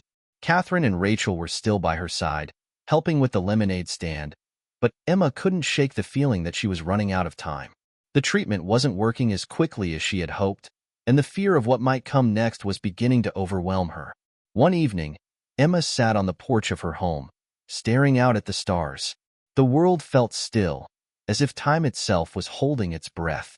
Her body ached, and the weight of everything she had been through in the last few months seemed to crash down on her all at once. She felt so small and helpless in this vast universe, and the loneliness of the journey crept in once again. Why is this happening to me? She whispered, the words barely audible. What did I do to deserve this? Her thoughts spiraled, and despite the community that had rallied around her, the isolation was deafening. She wanted to be strong for everyone, especially for those who had been there for her from the beginning. But the truth was that she was terrified.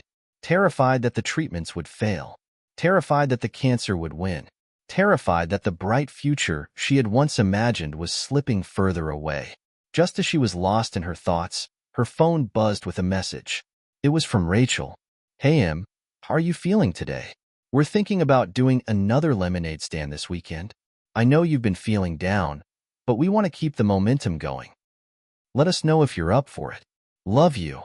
Emma stared at the message, her heart heavy. She knew Rachel and Catherine were doing their best to keep her spirits up, but sometimes the pressure of staying strong felt like it was too much. She didn't want to disappoint them, but she couldn't keep pretending everything was okay. Her phone buzzed again.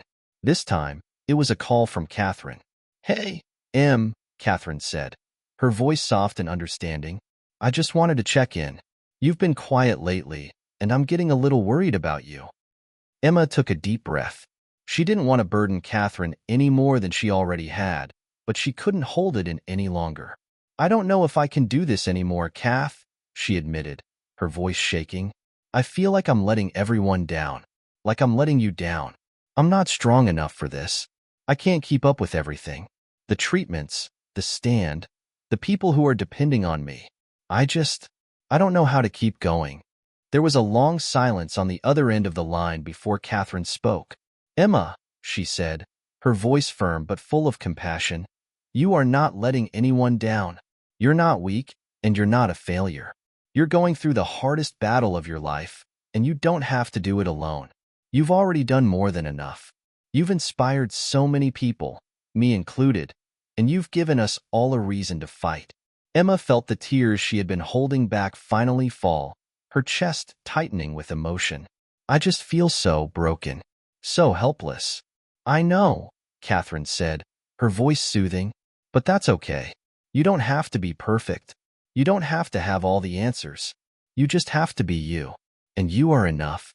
Emma wiped her tears, taking comfort in Catherine's words. "I don't know what I'd do without you, Kath." "You won't have to," Catherine said gently. "We're in this together, remember?" In that moment, Emma realized that she didn't have to carry the weight of the world on her shoulders. She didn't have to be the perfect fighter, the perfect survivor, or the perfect friend. She just had to keep showing up, keep fighting, and keep leaning on the people who loved her. That was enough. And it always would be. The next morning, Emma woke up feeling a little lighter. She still had doubts, still felt the weight of the battle ahead, but she also had something else now, an unwavering belief that she didn't have to face it alone. Her journey wasn't just about fighting cancer. It was about learning to accept help, to trust in the love and support of others, and to remember that it was okay to be vulnerable. That afternoon, Emma found herself sitting at the lemonade stand with Catherine and Rachel. The warmth of the sun on her face, the laughter of children running past, and the simple joy of being surrounded by friends and strangers alike brought her a sense of peace she hadn't felt in days. She wasn't sure how much longer she could keep going, but for the first time in a long time, she wasn't afraid to take things one step at a time.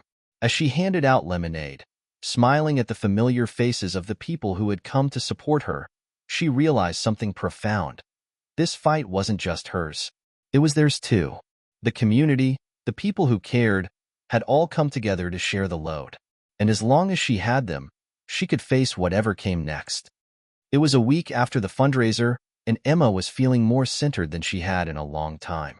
The support from her community had been overwhelming, but it had also given her something deeper, a sense of purpose.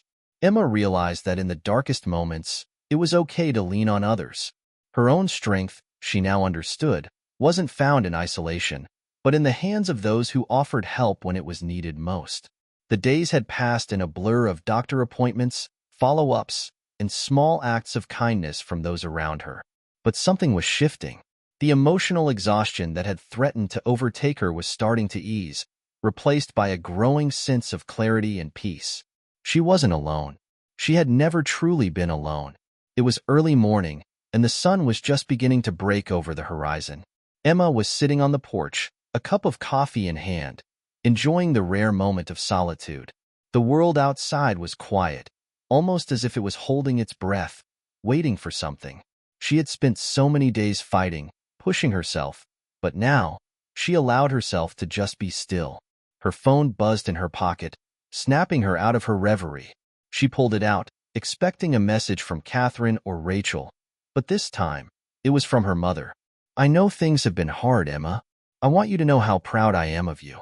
I may not always say it, but you're stronger than you think. Don't forget that. Love you, Mom." Emma stared at the message for a moment, her heart swelling with emotion. Her mother's words hit her in a way she didn't expect. She had always been the one to comfort others, to carry the weight of her family's burdens. But in this moment, her mother had reminded her that it was okay to receive love, to accept support.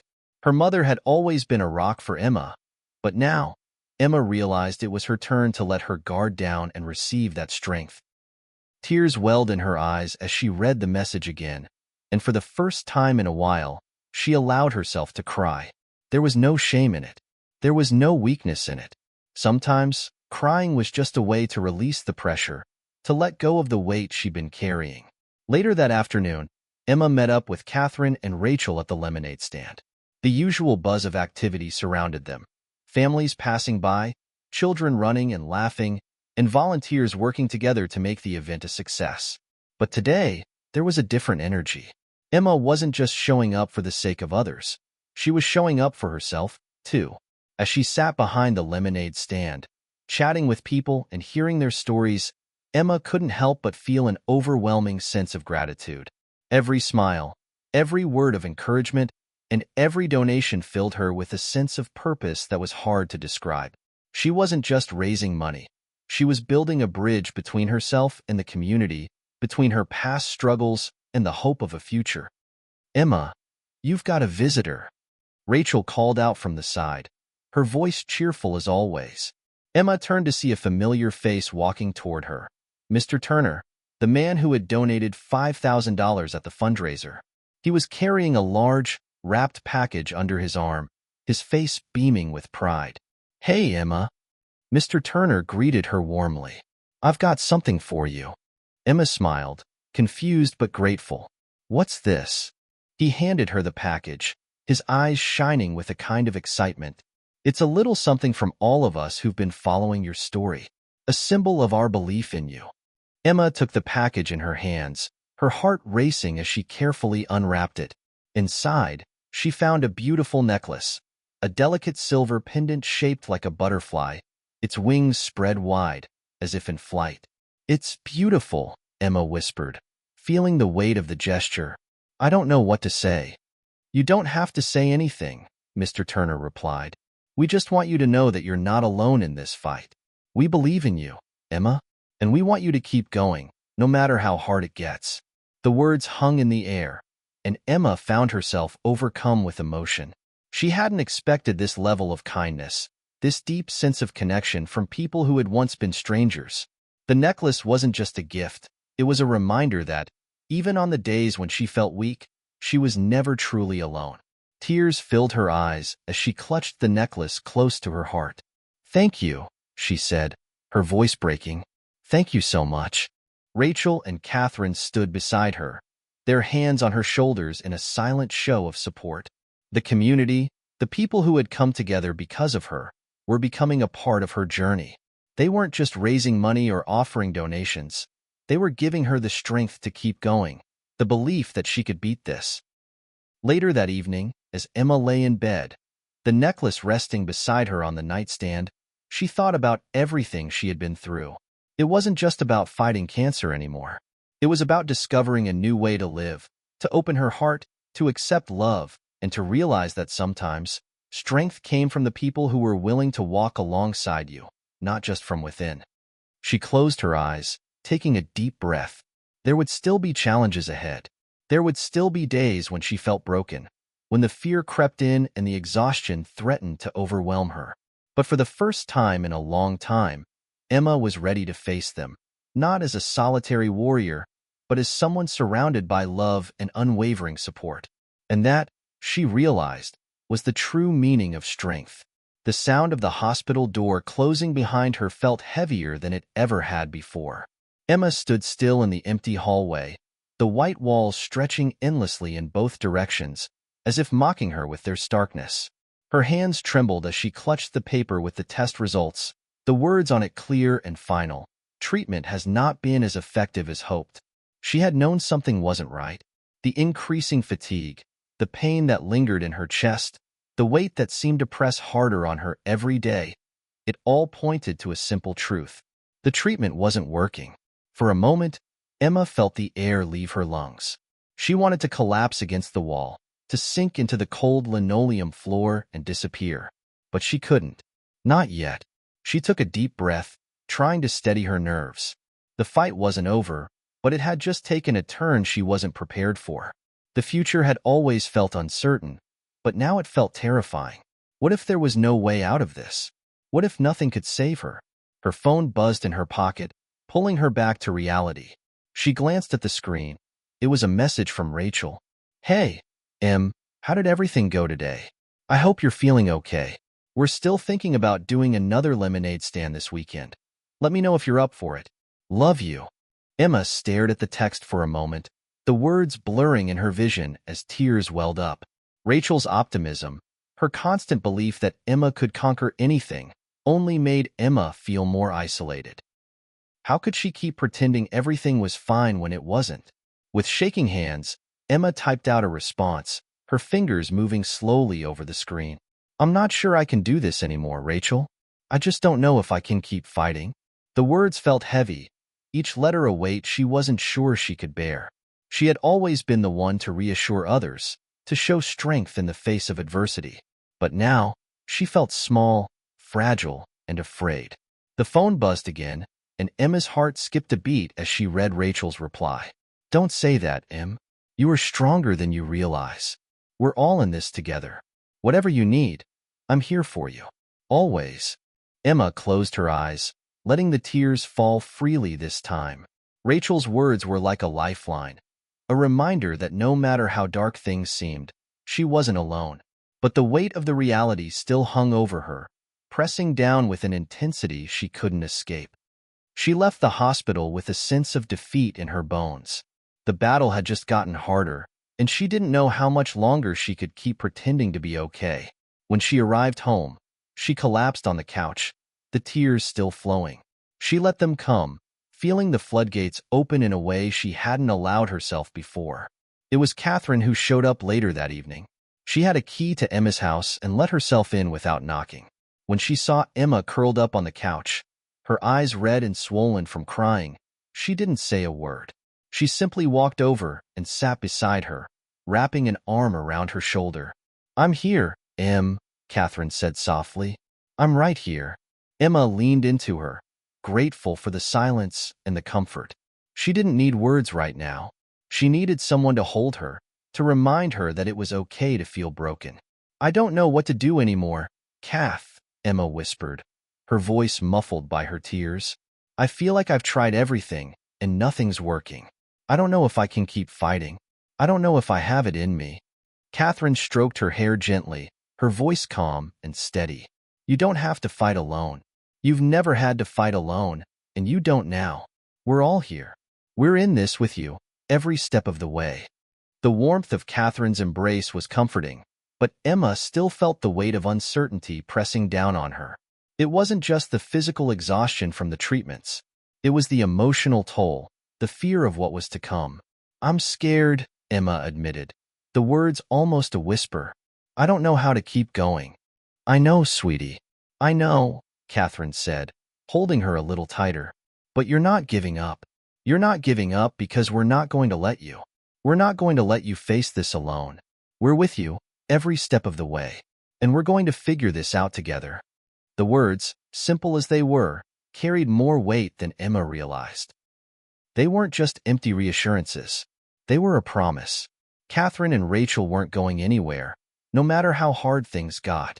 The next day, Emma woke up feeling drained, but there was something different in the air. Maybe it was the way Catherine had held her the night before, or the way Rachel had insisted she was strong enough to keep fighting. But Emma felt a spark of determination she hadn't felt in days.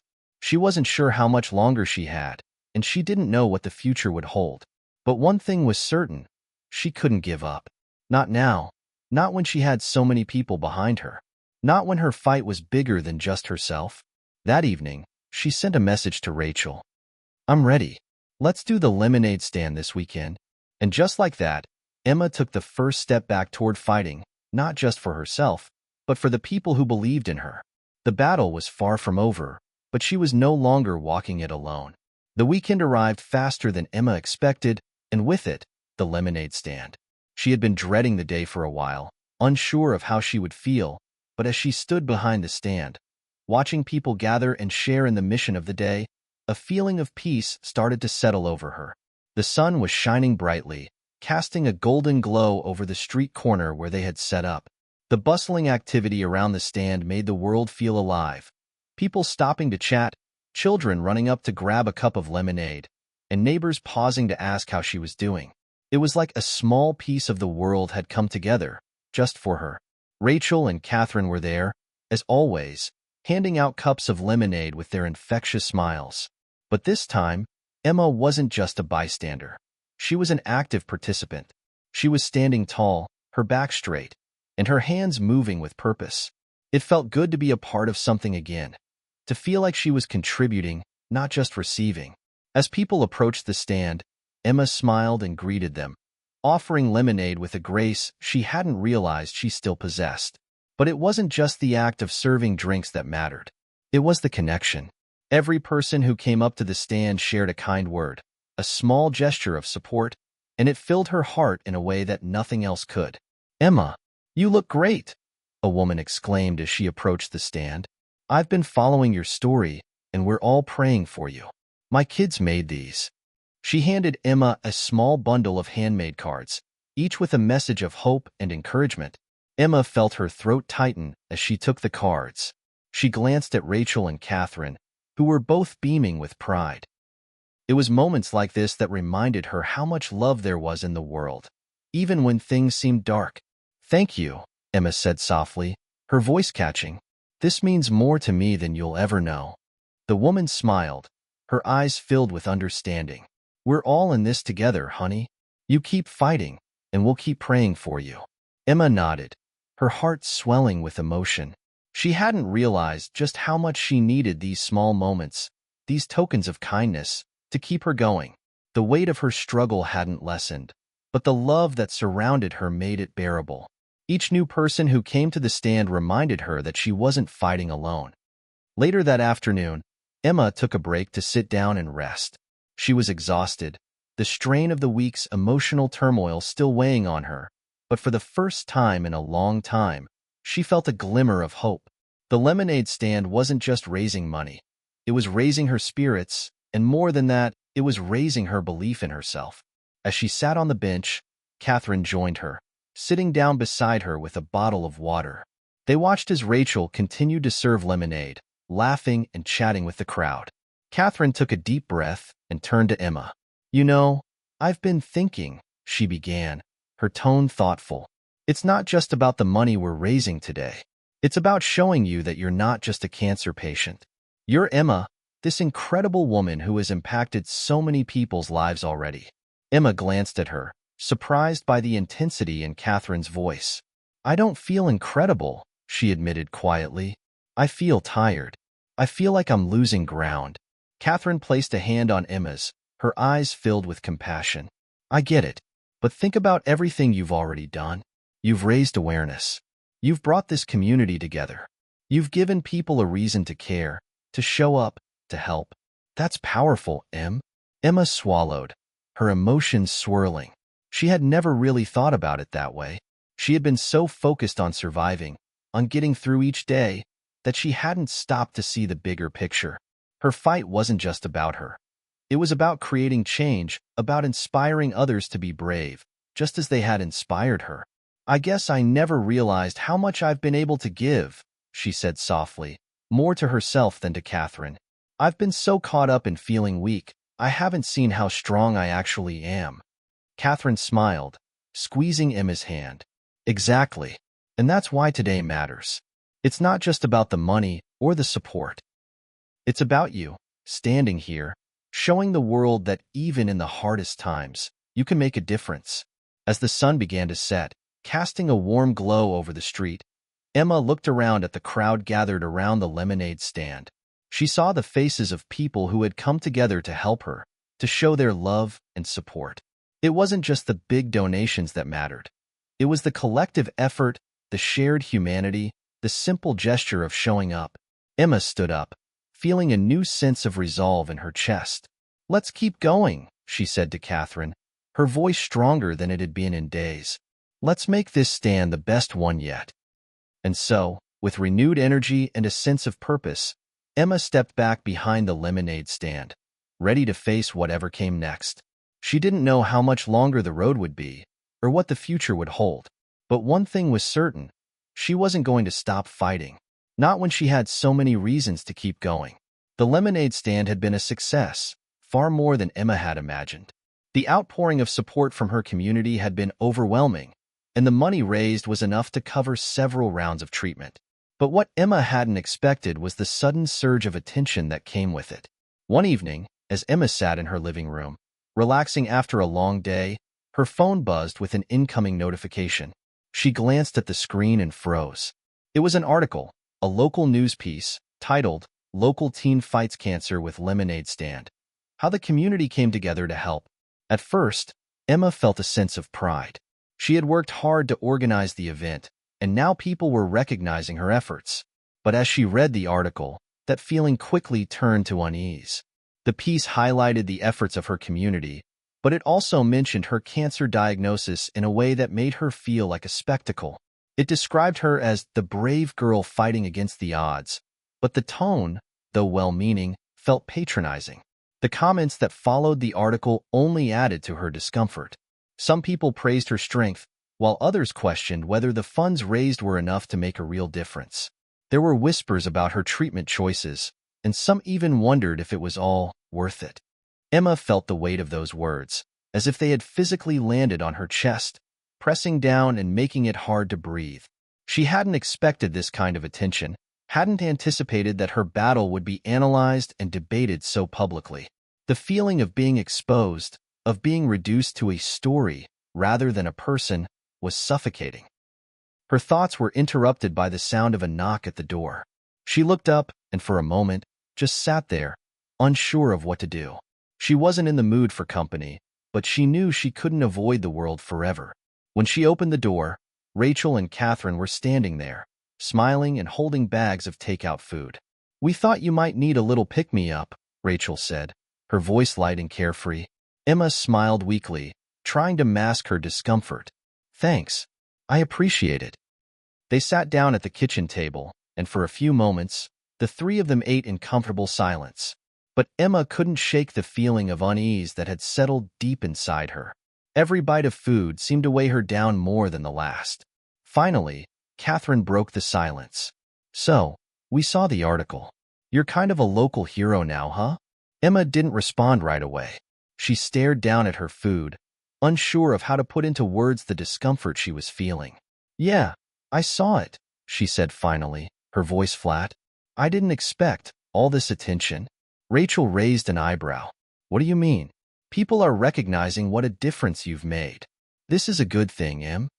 "I know," Emma replied, but her voice trembled with frustration. "But it's not just that. It's the way people talk about me, like I'm some kind of charity case or inspiration. It's like I'm not allowed to just be me anymore.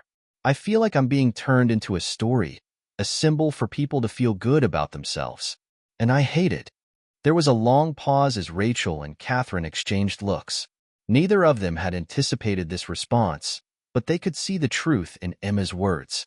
She had always been the one to give, to lift others up, but now, she felt like she was the one being used as an example for others to feel better about themselves. "I didn't ask for this," Emma continued, her voice breaking slightly. "I didn't ask to be anyone's symbol of hope. I just wanted to fight. I just wanted to survive." Rachel reached across the table and placed her hand on Emma's. "We get it, Em. You're not just a symbol. You're not just a story. You're Emma. And we all know how strong you are. Not because you're fighting cancer, but because you're you. Don't let anyone take that away from you." Catherine nodded in agreement. "You're not defined by what people say about you or by your diagnosis. You're defined by how you live your life, by how you show up for the people you care about. And that's what matters." Emma wiped her eyes with the back of her hand, feeling a mixture of relief and frustration. "I just wish I could go back to when it was just me, you, and the lemonade stand. When it was simple." "We all wish things were simpler," Rachel said softly. "But the reality is, people are going to talk. They're going to have opinions, whether you like it or not. What matters is how you handle it. You don't have to let it control you." Emma thought about Rachel's words for a moment. The truth was, she didn't have to let the noise from the outside world control her. She didn't have to let the expectations of others define her. She could still fight for herself, for her future, and for the people who truly mattered. "Maybe I don't have to listen to everything they say," Emma said quietly, her voice growing stronger. "Maybe I can take the good stuff and leave the rest behind." "That's the spirit," Catherine said, her smile returning. "You've got this, Em." The three of them sat in silence for a moment, but this time, the weight on Emma's shoulders didn't feel as heavy. She knew the road ahead would still be hard, but she also knew she could face it with a clearer mind. No one could take away her sense of self unless she let them, and she wasn't ready to do that. Not now, not ever. The next morning, Emma woke up feeling different. The weight of the article, the comments, and the constant reminder that her story was being shared and analyzed by so many still lingered in the back of her mind. But there was a quiet strength bubbling up inside her, a feeling that she could finally take control of her own narrative. She sat up in bed, glancing out the window at the sun rising over the neighborhood. It was a new day, and Emma was determined to make it count. She was tired of feeling like a pawn in other people's stories. She needed to define who she was, on her own terms. The first step, she decided, was to address the article herself. She picked up her phone and opened her social media app. The flood of comments had only intensified overnight, but Emma wasn't going to hide. She was going to take a stand. With a deep breath, she began typing. I appreciate all the love and support from this amazing community. But I need to say something. I'm not just a story. I'm not just a symbol. I'm Emma, and I'm fighting for myself, my future, and the people I care about. Cancer doesn't define me, and neither does anyone's opinion of me. I'm not here for people to feel good about themselves through my struggle. I'm here to live, to fight, and to show everyone that hope isn't just a feeling, it's an action. She paused for a moment, her finger hovering over the post button. She felt vulnerable, but also empowered. This was her voice, her choice. It wasn't about what others expected of her. It was about what she needed for herself. She hit post, and the weight that had been pressing down on her chest seemed to lift. The message was out there, loud and clear. She wasn't just fighting cancer. She was fighting for her right to be seen as a person, not just a story. Her phone buzzed almost immediately with notifications. The first comment was from Rachel. Emma, you're so strong. Always have been, always will be. We've got your back. Catherine's comment came next. Preach, girl. You've got the right to tell your story how you want to. Keep fighting. We're with you every step of the way. Emma smiled, reading the messages from her friends. They understood her. They knew the real Emma, the one who didn't need to be anyone's inspiration. She was already enough as she was. Later that morning, she received a call from her doctor. The timing felt almost serendipitous, as though the universe was reaffirming her decision to take control of her story. The doctor's voice was calm but serious as she spoke about the progress of Emma's treatment. We've seen some positive results, Dr. Miller said. Your tumors have shrunk by about 20%. It's still early, but this is definitely a good sign. We'll continue to monitor your progress, and we'll make adjustments as needed. Emma felt a rush of relief wash over her. The treatment was working. It wasn't a cure, but it was progress. She wasn't giving up, and neither was her body. After hanging up, Emma walked out to the porch, the cool breeze brushing against her face. She closed her eyes for a moment, letting the world around her settle into a peaceful rhythm. She wasn't just surviving anymore. She was living, and that meant everything. The next few days passed in a blur of continued support from her community and her friends. More people showed up at the lemonade stand, sharing their stories of survival, hope, and love. Emma had become a symbol of resilience to them, but this time, it didn't bother her. She had redefined what that symbol meant. But it wasn't just the lemonade stand that was keeping her grounded. It was the small things, the quiet moments of clarity where she realized how much she had already accomplished. She had built something with her own two hands, something that not only helped her but helped others. She had faced down the judgment of strangers, and rather than let it break her, she had let it fuel her. One evening, as she walked through the park with Rachel and Catherine, she looked around at the families, the couples, the children playing in the distance. For the first time in a long time, she felt like she belonged. Not as a patient, not as a symbol, but as Emma. She was part of this world, just as much as anyone else. And that was enough. I think I'm starting to get it, Emma said, as they sat on a park bench, watching the sun set. I've been so focused on surviving, on the treatment, on the illness, that I forgot to live. I forgot to enjoy the moments. Rachel nodded, a soft smile on her lips. It's easy to get caught up in the fight, but sometimes you've just got to stop and breathe. Take it all in. Catherine leaned back against the bench, her eyes twinkling. You're doing great, Em. Don't forget that. Emma nodded, feeling a sense of peace settle over her. She had taken the first steps in reclaiming her life, in shaping her own story. It wouldn't be easy, but nothing worth fighting for ever was. As the sun dipped below the horizon, Emma realized that this was only the beginning. She had a long way to go, but now, she knew that she had the strength to keep going, no matter what. The days after Emma's post had been both challenging and liberating. While some of the reactions to her message had been positive, there were still those who didn't understand. They saw her as angry or ungrateful, and a few even criticized her for not embracing the role of inspiration more fully. But the comments that mattered, those from her friends, family, and the people who truly understood her, were the ones that kept her grounded. It was late one afternoon when Emma received another call from Dr. Miller, and this time, the tone of the conversation was different. The doctor's voice was tinged with concern. Emma, we need to discuss something, Dr. Miller began. Her words slow, deliberate. Your latest scans show some unexpected results. There are some signs that your body might be developing resistance to the treatment. Emma felt her heart sink. What does that mean? It means that we might need to adjust your treatment plan. We're still in the early stages of understanding what's going on, but we need to explore all of our options. Emma set her phone down on the kitchen counter, her hands trembling. She had been so focused on the positive news, the progress she had made, that she hadn't prepared herself for this. The fear crept in quickly, filling her chest with a cold, heavy weight. Rachel, who had been sitting at the kitchen table with Emma, reached over and gently placed her hand on her shoulder. Em, talk to us. What's going on? Emma turned to her, trying to hold back the tears. The doctor, they found something. They're not sure yet, but it looks like the treatment might not be working the way they hoped.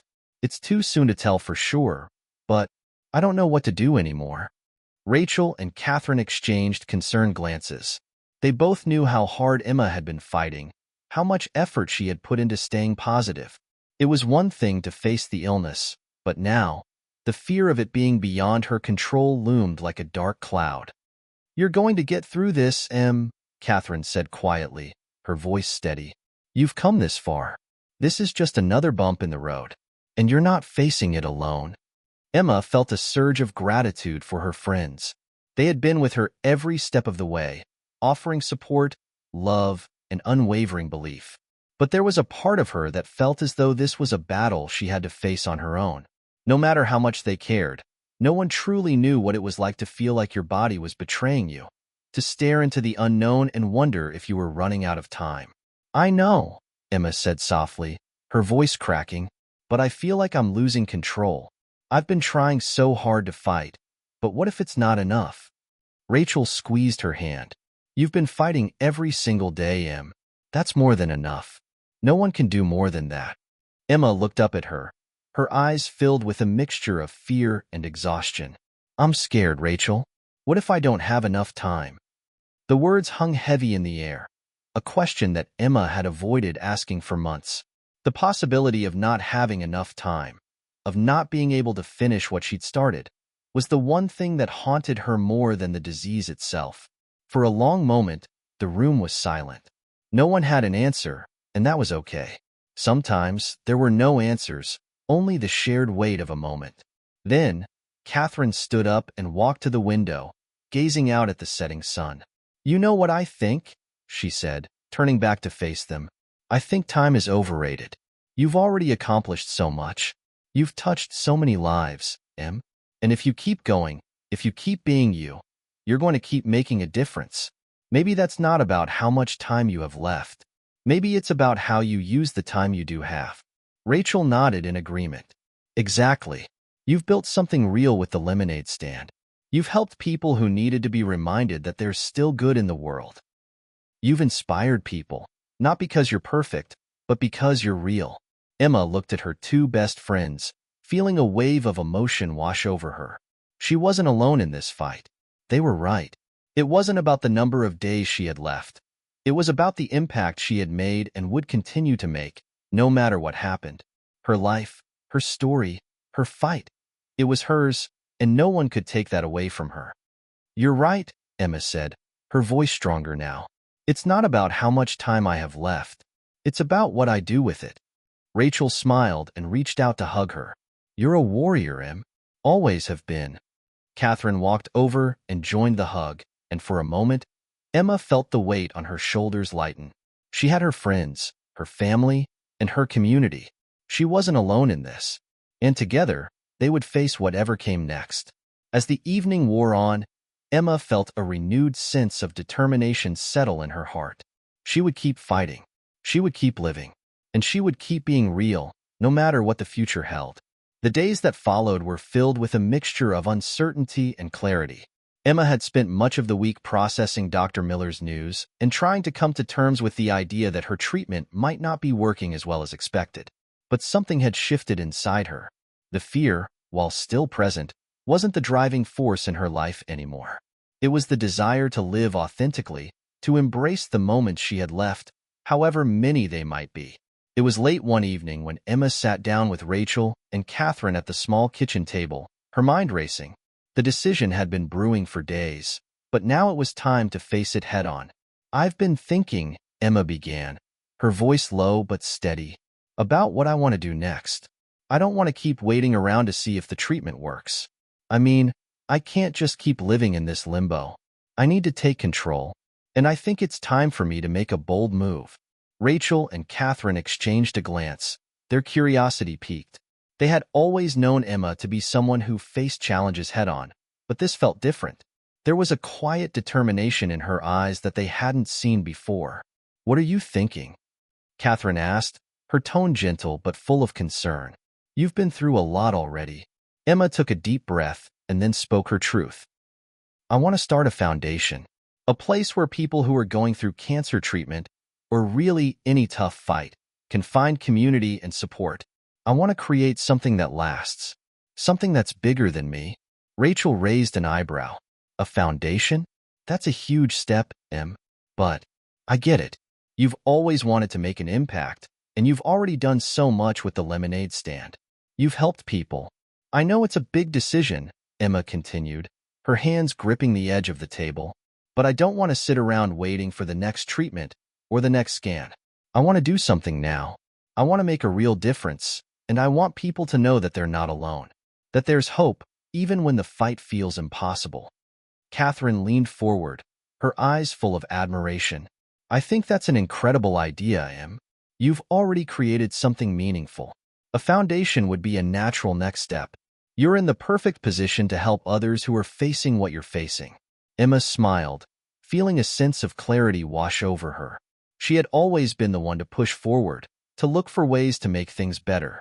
But now, it was more than just about her survival. It was about leaving a legacy, one that could inspire others long after she was gone. "Do you really think it's possible?"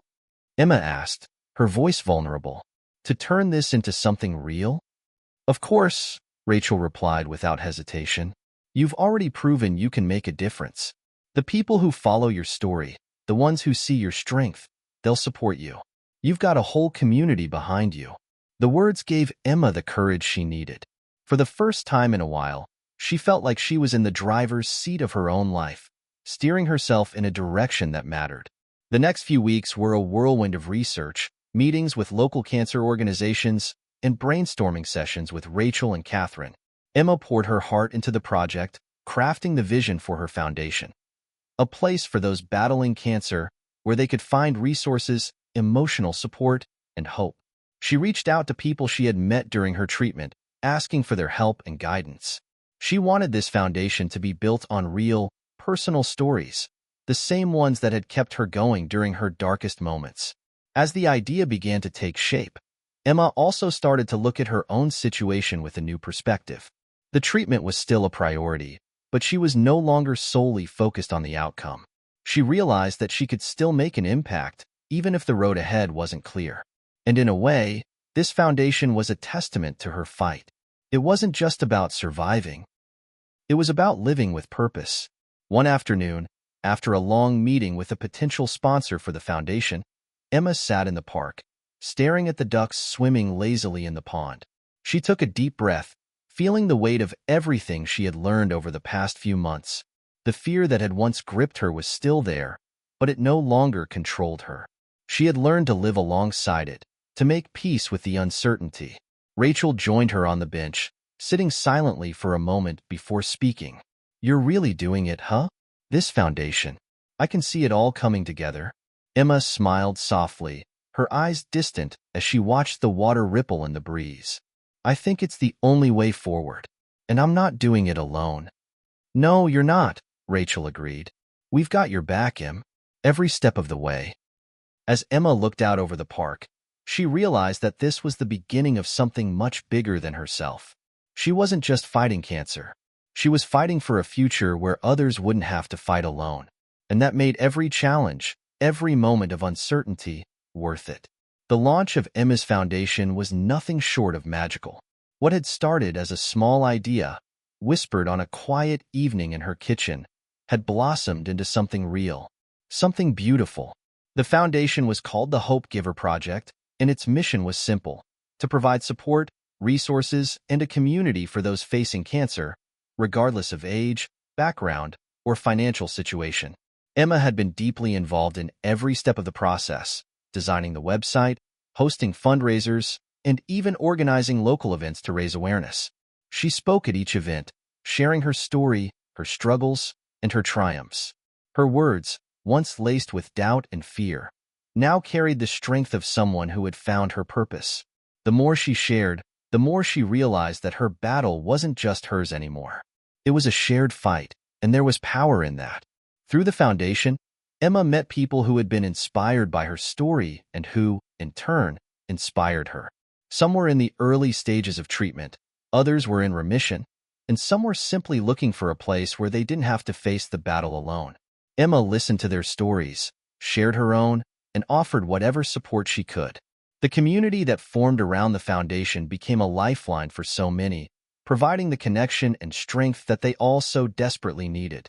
As the foundation grew, Emma also grew. She had started this journey with the weight of fear, but now there was only gratitude. Gratitude for the people who had come into her life, gratitude for the experiences that had shaped her, and gratitude for the life she had been able to live, no matter how uncertain its course. One crisp autumn afternoon, Emma sat at the park bench again, the same one where she had first talked to Rachel about starting the foundation. This time, she wasn't worried about the future. Instead, she was reflecting on all that she had accomplished. The sky above her was clear, the sunlight casting a golden hue over the world.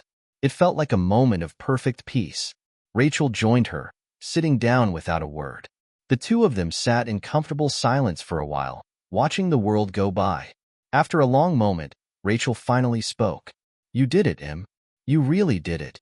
Emma smiled, feeling a warmth in her chest. "We did it. I couldn't have done any of this without you and Catherine. You two have been with me every step of the way." Rachel reached over and squeezed her hand. "We're in this together. You've always known how to turn something painful into something beautiful. You've shown everyone that it's okay to be afraid, but that doesn't mean we stop living. We keep going. We keep fighting." Emma looked at her friend, the words settling deep within her. Rachel was right. The fear had never truly left, but it no longer defined her. It was part of her story, yes, but it was no longer the only part.